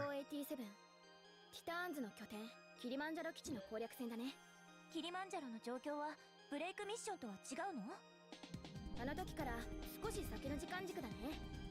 神井指弾君が強化人間である王村雨さんを基地から救出した直後、助け出した？やったじゃない。クワトロ大尉は強化人間の意識は人為的に作られてるから助けるのは無理だって。残念ながらそれは間違ってない。やっぱりサイコガンダムのデバイスに過ぎないんだよ、彼女は。そんなひどい話。こうなったら小隊長と私で未来が分かっていながらただそれを見据えるなんて私には。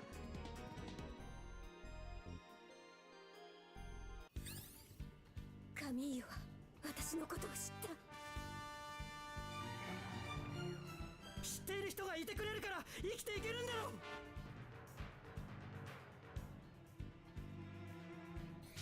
よし、戦いだ。ついてこい、ルビー。おう、孫権のおっちゃんには負けてられねえ。もっと強くなってみせる。なら敵になるのはやめて。Here 私 first. に優しくしてよ。 Just as a little extra bonus enemies and loot. クワトロ大尉、ポーさんの様子が。薬物と催眠、そしてサイコミューからの強制。まともな精神状態ではあるまい。それが強化人間。 Whoops. じゃあ彼女はもう。ムル姉さん、カミーユ君は戻ってきてる。あとは彼次第だよ。ぶった切れ。そこすっげえな。そこだ。肝心な時に。そらそら。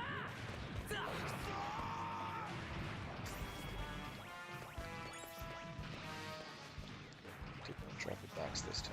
Okay. Oh, I'm thinking of the Chaos version of this. We will not be encountering Chaos missions today. Hopefully next week.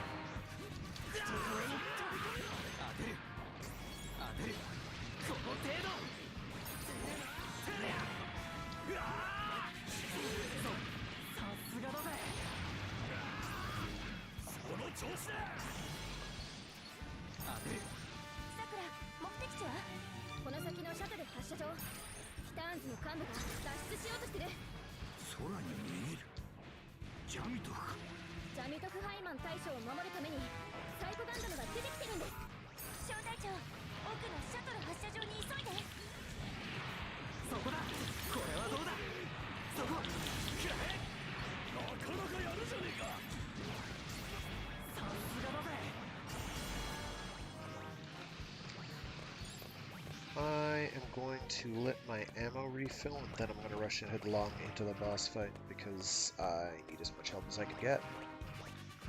Unfortunately, both of my AI partners here are absolutely terrible in this particular circumstance. So we're just going to have to deal with them. It's going to be another like 10 seconds. 3, this will be 4, this will be 5, this will be 6, this will be 7, this will be 8, this will be 9, this will be 10, and then probably another 10. This will be 1, this will be 2, this will be 3, this will be 4, this will be 5, 6. Okay. We're good. Now for the fun part.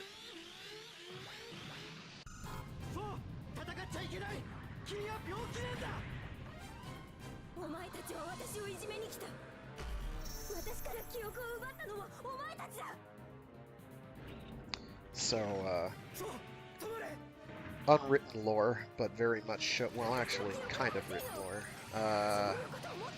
Very much shown by example. Cyber new types, or enhanced humans if you prefer, are deeply messed up individuals. Oh my gosh, would you cease?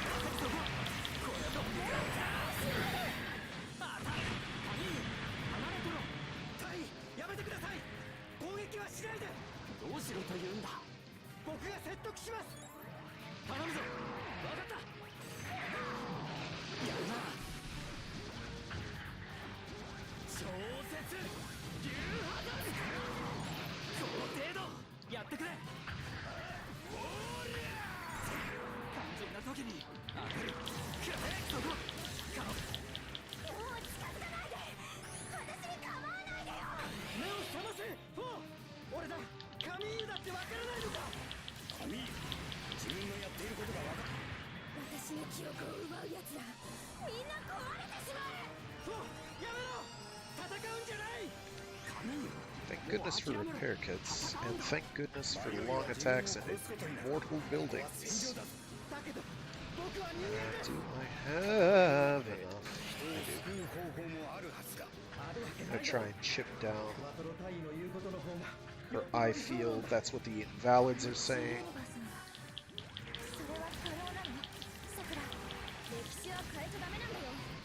Oh boy.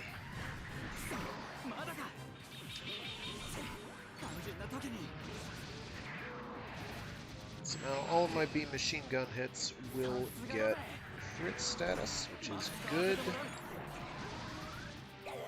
Those lasers are bad.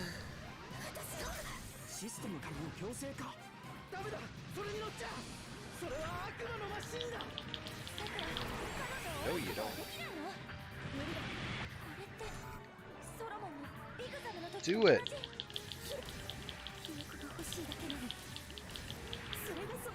We're good. I just have to get up in here. Thwack! That went fairly well, other than the very beginning, where she was just like, nah, it's maximum aggro time. You've done nothing, so I'm gonna go bully the crap out of you. And I'm just like, please stop. She's hard to do anything about because she's huge. Huge. So, Like, she'll go and she'll hit you with, like, one of the rushing attacks, and then some of them have follow-ups, and it's really hard to tell which ones it is. So you guard the first one, you get a perfect guard on it, and then she stops immediately behind you, and, like, as she's turning around, you get whacked. And you're like, well, I can't guard against that, because I don't have Omni Guard yet. I don't get that until, like, character level 60. Melee I don't care about, although this is one that can make a case for it.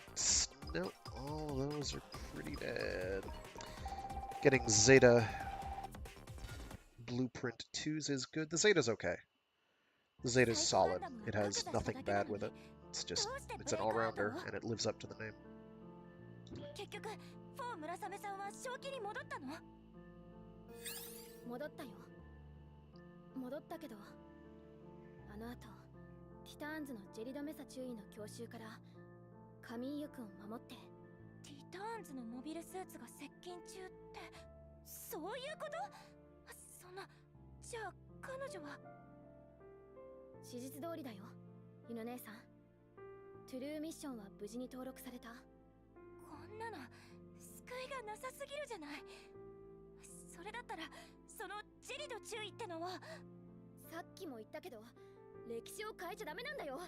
神様にでもなるつもりなの？そんなつもりはないけど。それにデータベースによるとどんな不確定因子を入れても同じ結果にしかならないこともあるみたい。特にガンダムが直接ぶつかり合う場合、不思議なくらい元の歴史をなぞるとあるね。そんな。ユノ姉さん元気出して。そして忘れないで、 G ユニバースは戦争の歴史なんだから。元気出せユノ。辛い歴史でも見据えなきゃダメユノ。そうね、生死を成立させる。それが今私たちがやらなきゃいけないことだものね。変えたい未来を見据える。でもガンダムが関わる未来は変えられない。何かちょっと引っかかる。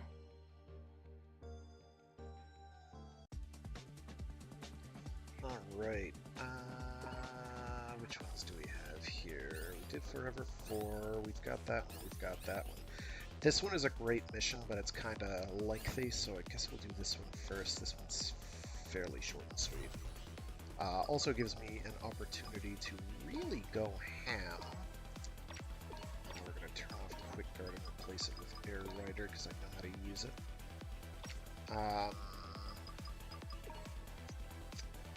We're gonna really go ham as best we can with the Phoenix. Not to be confused with the Phoenix from Narrative. Gundam Narrative. Oh, did they get capped? I don't think they did. That's fine. その決戦の地に行くんだね。ガンマ線レーザー砲ジェネシス。なんとしても発射をやめさせないと。夜勤ルーエコントロールセンター夜勤。そう、夜勤ルーエを抑えるのが重要だよ。キラ君、アスラン君がいればなんとかなるはず。あとはかがり姫様たちとの連携も確認しておかないと。かがり姫？そうか、キラ君たちは第三勢力なのね。どういった立場なの？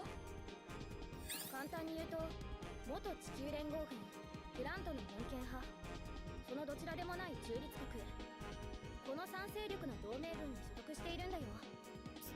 随分複雑な構成ね。それぞれどういった組織なの？前にブレイク修正したアラスカ基地の事件以降、地球連合軍から離脱して脱走艦になったアークエンジェル隊、プラントの穏健派閥クライン派のラクス・クラインさん率いるザフト軍艦エターナル、そして中立国家オーブ連合首長国の代表さんカガリユラースハ姫が司令官を務める宇宙戦艦草薙。この3隻を柱とした俗に三隻同盟と呼ばれる同盟軍と一緒に戦うことになるよ。今回の私たちはその三隻同盟扱いになるのね。そういうこと。史実ではこの戦いでかがり姫様が重要な役割をすることになるんだけど、そこは私が確認するから大丈夫。小隊長さんに気をつけてほしいのはやっぱり仮面の男の存在かな。ラウル・クルーゼ。アバオワクーのブレイクミッションに出てきた怖い人ね。トゥルーミッションにすら影響を及ぼしかねない危険極まりないパイロット。仮面の人は基本的に強敵ばっかりよね。そういうわけでいざ地球の存亡をかけて第二次夜勤ルーエ攻防戦。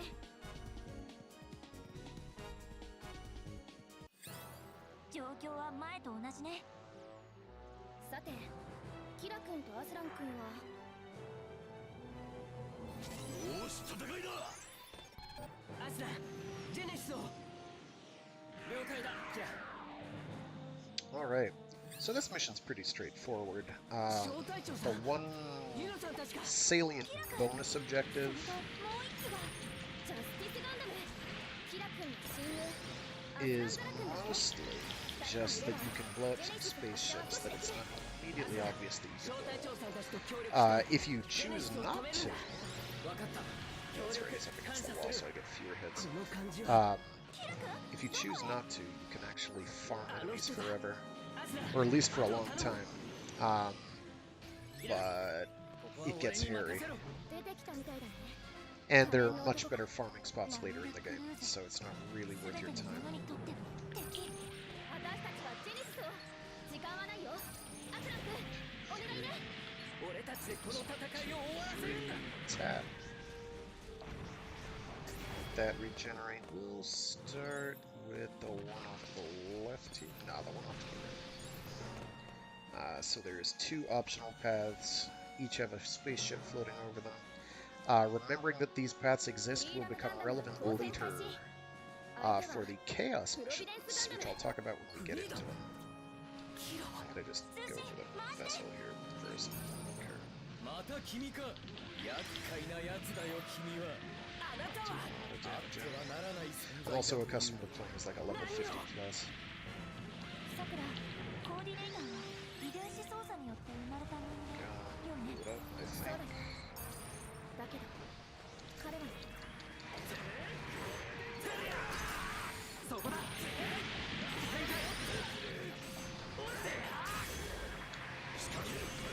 Oh yeah, that's right. Just yank him out of the air. It's real cool, dude. They do that. Oh, right. Now for the actual objective. I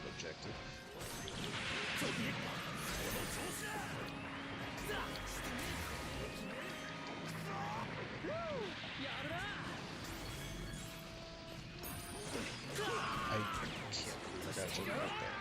That's embarrassing. 知れば誰もが望むだろう。君のようになりたいと、君のようでありたいと。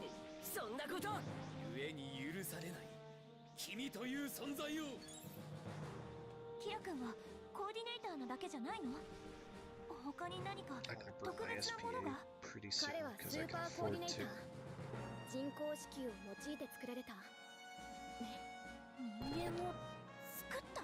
Come on, target the vessel. Thank you. さすがだぜ。 5, 6, 7, 8. まだか。オールレンジ攻撃。なかなかやるじゃねえか。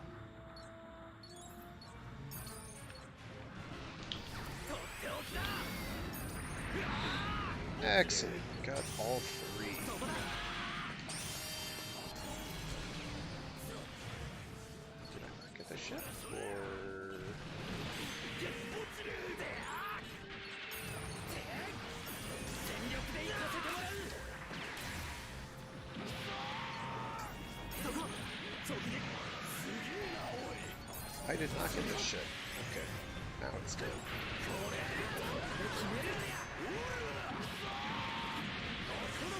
Boy.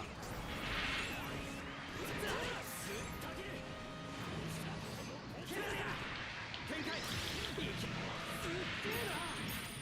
僕はそれでも僕は力だけが僕の全てじゃない。それが誰にわかる。何がわかる。 I わからね picked さ。 this up first of all. 誰にもわかろうともしない人が。待て。 I want to be able to kill this vessel in one volley, so I'm going to hold off and let my ジェネシスの方へ行く weapon みたい。 recharge here. なんだと。こっちも急ぎましょう。でも間に合うの？ギリギリまで諦めるな。間に合わせてみせる。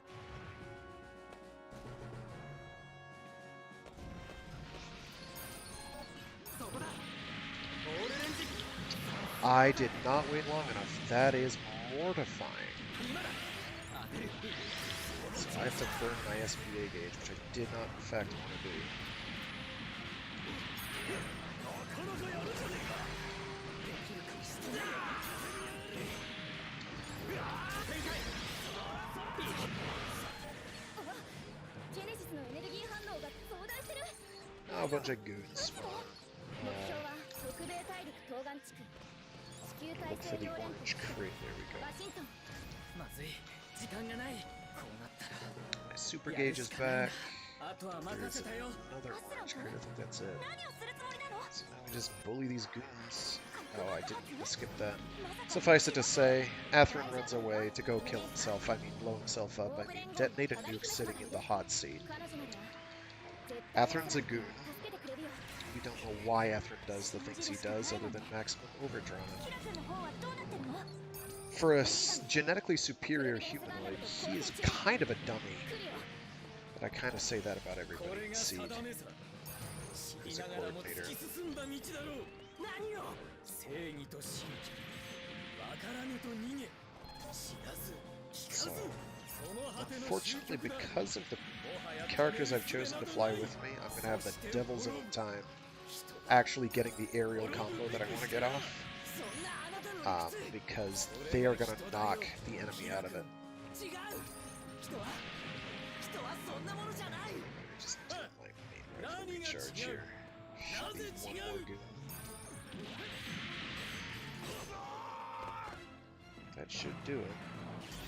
This should show up now. Perfect.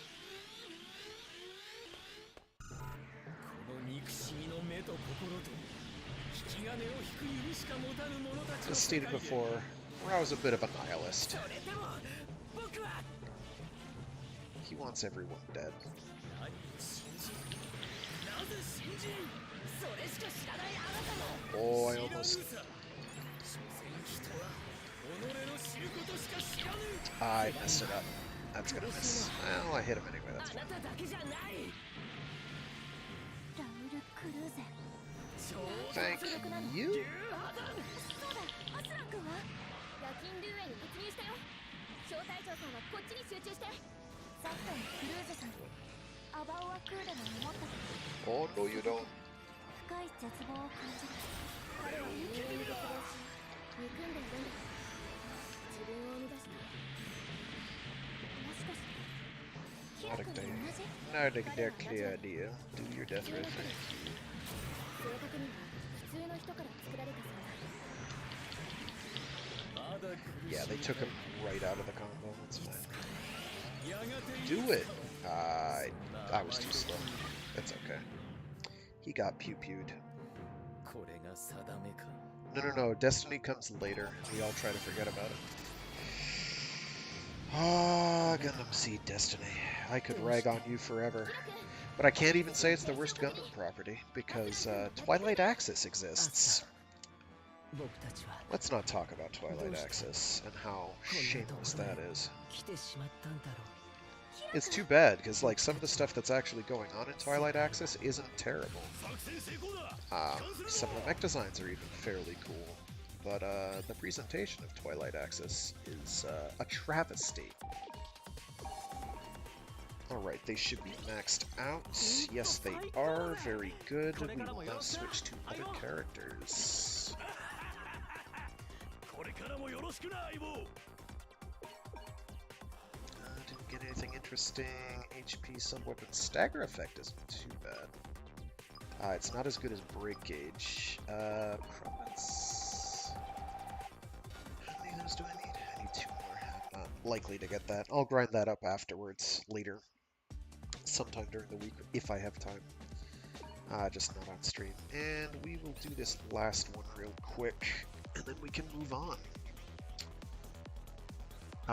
This one, I'm probably going to stay as the Phoenix because I don't have to worry about eye fields, but I am going to change my skills because the ones I have aren't necessarily relevant.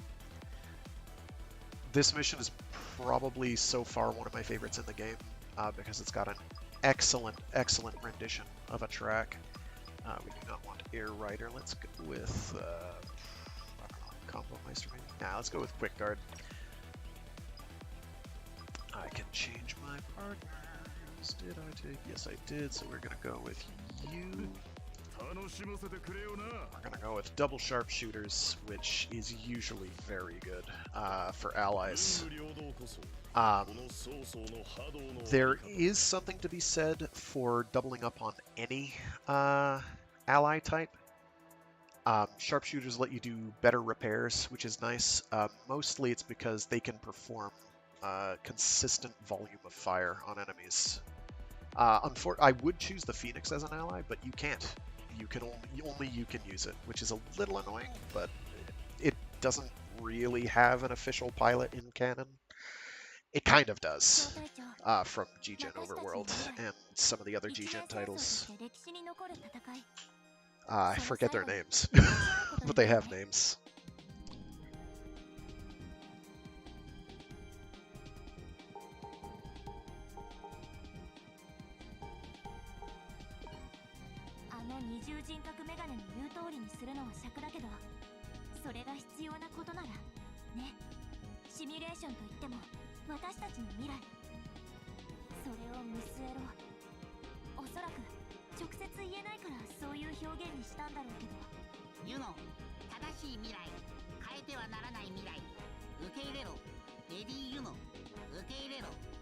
Incidentally, let me pause it here.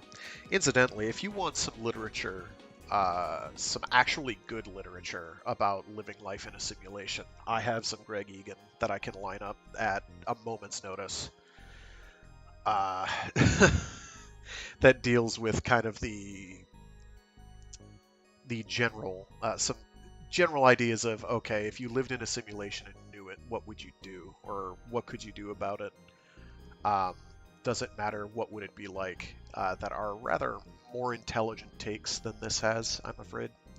But that's kind of to be expected.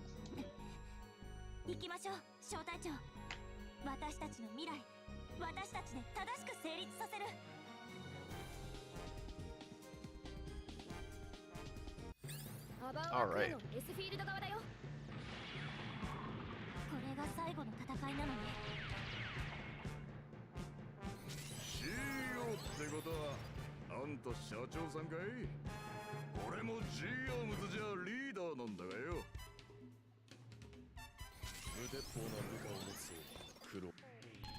We're gonna skip that going forward. It's your boy Amro. Alright, so we're gonna stay the Phoenix. For this, actually the air one is useful for a mid-boss here, but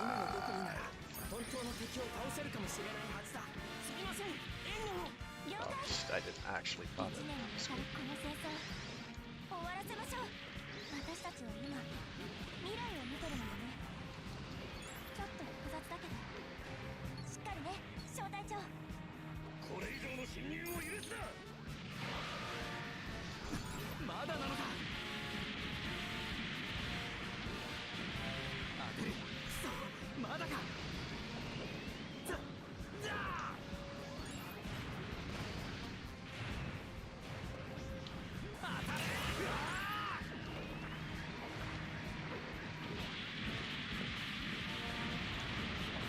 Do it, very good.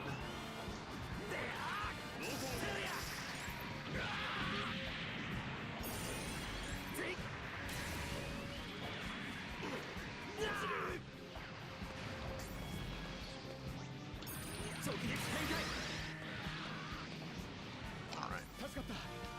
Easy sleazy.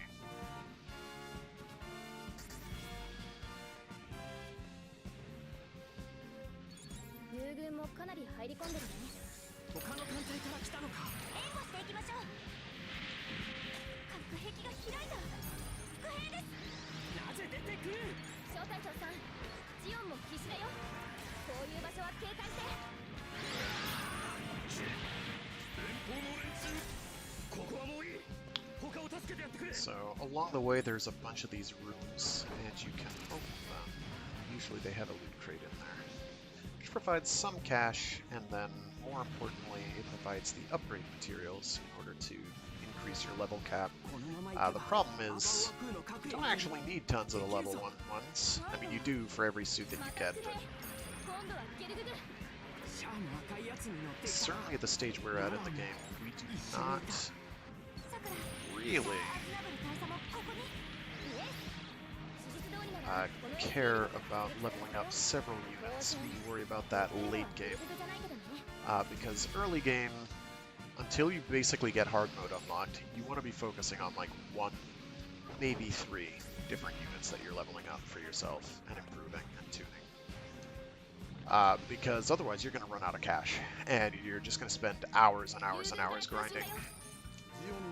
When you could have just spent that money on 1 or 2 units and got them capped. These work, that did not.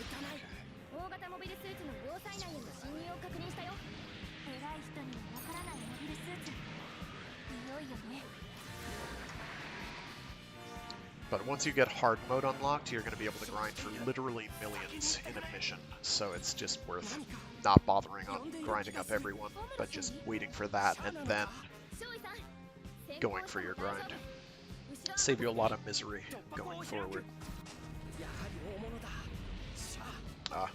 And here we get a magnificent transition. So Amuro runs ahead. We gotta fight a bunch of goons.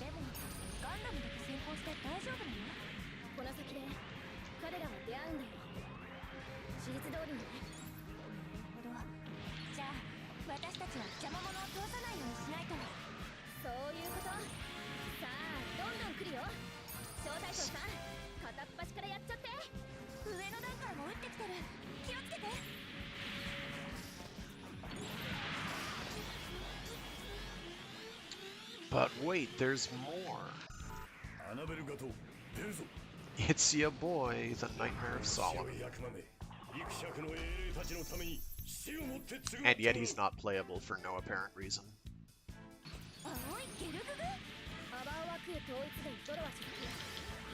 Oh, he really did not want me doing that. That's fine.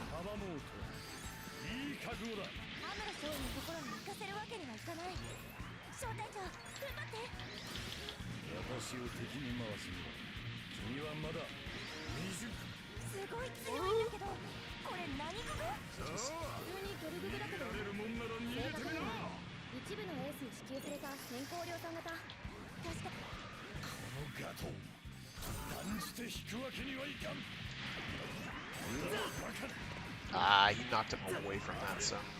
He broke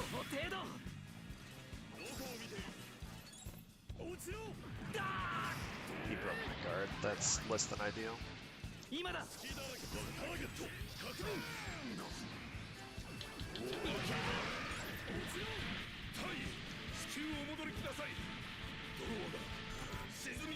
I did not block that. That is not okay. And now he's aggroed on me, so I have to thank you.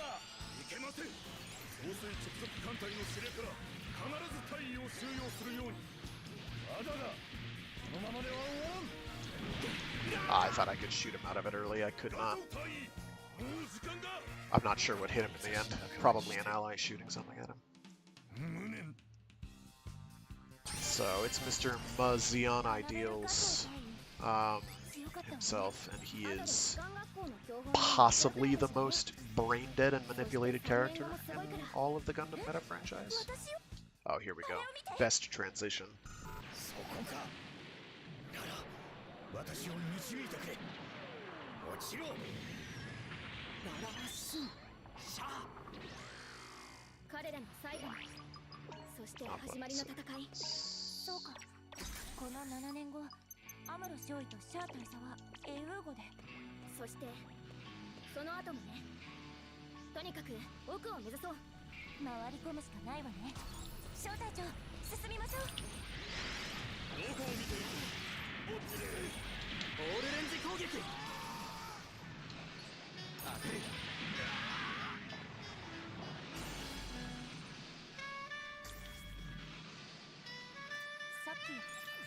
ってたララーって誰？ララー・スン少尉。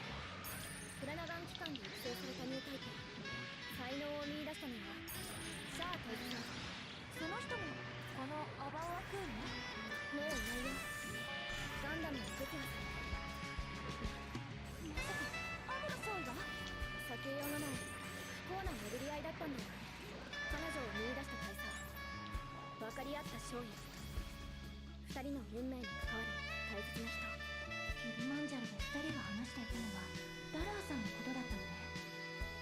最強はアバオアクーは落ちるよ。ギレンザビ総帥はこの隔壁は閉鎖されているようね。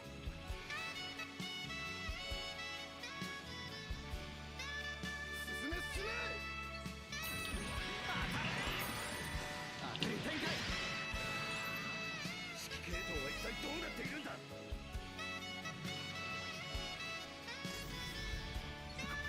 このままではまずいぞ。おい、聞いたか？ギレン総帥よ。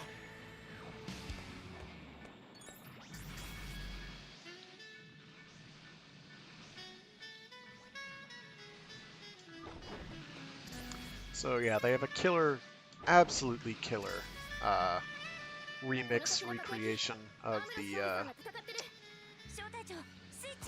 oh gosh, I can't remember the name of the track anymore. From Encounters in Space, the movie. Absolutely phenomenal remix. Oh good, I did hit him with that. So that is excellent. Don't do that. それが許せんというのなら間違いだな。何？戦争がなければララーのニュータイプへの目覚めはなかった。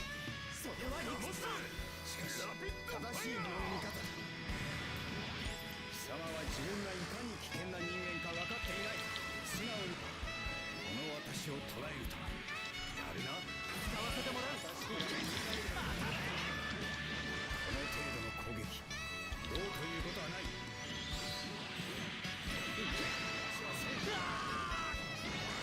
そこ。くだらぬざれ事に付き合うつもりはない。オールレンジ効果。 That's bad. やってくれ。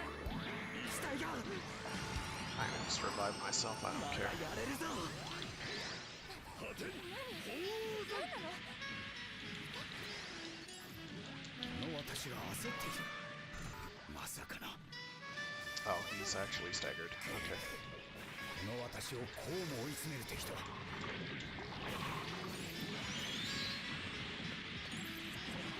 そこだ。 Wow, I actually blocked that. That is fantastic. Get a Garo to the teeth.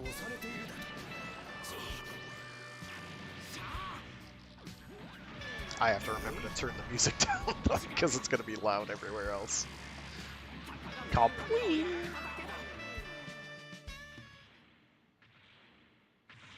シャアだって分かっているはずだ。本当に倒すべき相手が誰かということを。言うな。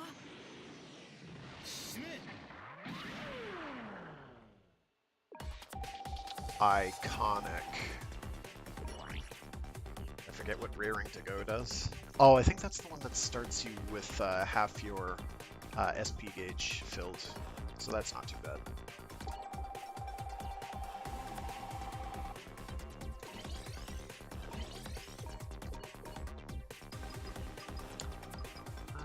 Let's see. Anything interesting here? Range, damage cut, that's good. That's basically it. Okay. With that though, I am gonna have to call it after the next cutscene. Because I have to run. You know, 一年戦争終わった。You know, 決着。ガンダム、ジオング、決着。待って、あの2人の戦いが連邦とジオンの戦争の全てじゃないわ。さくら、戦争はあの後どうなったの？終戦なのよね。うん。キシリアザビは撤退途中に戦死。これでザビ家は事実上崩壊。ジオン公国は新たにジオン共和国を成立させる。共和国の臨時政府は地球連邦政府にすぐに終戦協定を持ちかけ、宇宙世紀 WO80 1月1日終戦協定が結ばれたのね。確かジオン公国が宣戦布告したのが79年の1月3日だから1年戦争か。さっきも言ったけど G ユニバースで起きていることは過去の歴史そのものではなくシミュレーションの結果だからね。だからユノ姉さんが生きる歴史がこの結果の通りになるとは限らない。例えば蝶が羽ばたいただけの小さな出来事でも歴史の分岐点になり得ちゃう。シミュレーションとは全く違った結果になるわけ。バタフライエフェクトってやつね。なら蝶よりもはるかに影響力を持つものが歴史に投入されたとしたら Such as a giant robot, perhaps. ガンダムだったなら Alright, I think there's gonna be another cutscene. Yeah. ベリーグッド揃ったよ。散逸していたデータが全部。それって鉄火団のみんなのこと？三日月、秋広、マクギリス。マクギリスだけ鉄火団じゃないユノ。一緒に戦ってるとわからなくなってくるのよ。ユノ姉さん、あんまり適当なこと言ってると団長さんに怒られるよ。ともかくこれでモビルアーマーと戦える。薬剤戦の異物モビルアーマーハシュマルか。トゥルーミッションの状況を教えて。ブレイクミッションの時と同じ独立自治区クリセに向かうモビルアーマーを今度こそ止めるよ。そうね。今回はあのプログラミングメガネが邪魔してこないで Pompous すよね。 pocket protector. I love that. え、なんでわかるの？ It's edgelordiness. しまった。かよ、女の勘。そんな私にご用心肝に銘じておくことね、さくら。まあ姉さんがそれでいいならいいけど。小隊長さん、トゥルーミッションに挑むなら一つ前のディレクトリに戻ってね。このトゥルーミッションの先で私たちが本当にやるべきことがわかる気がする。ユノ、頑張れ。モビルアーマーに勝つために作られたのがガンダムフレーム。ガンダムだ、レディーユノ。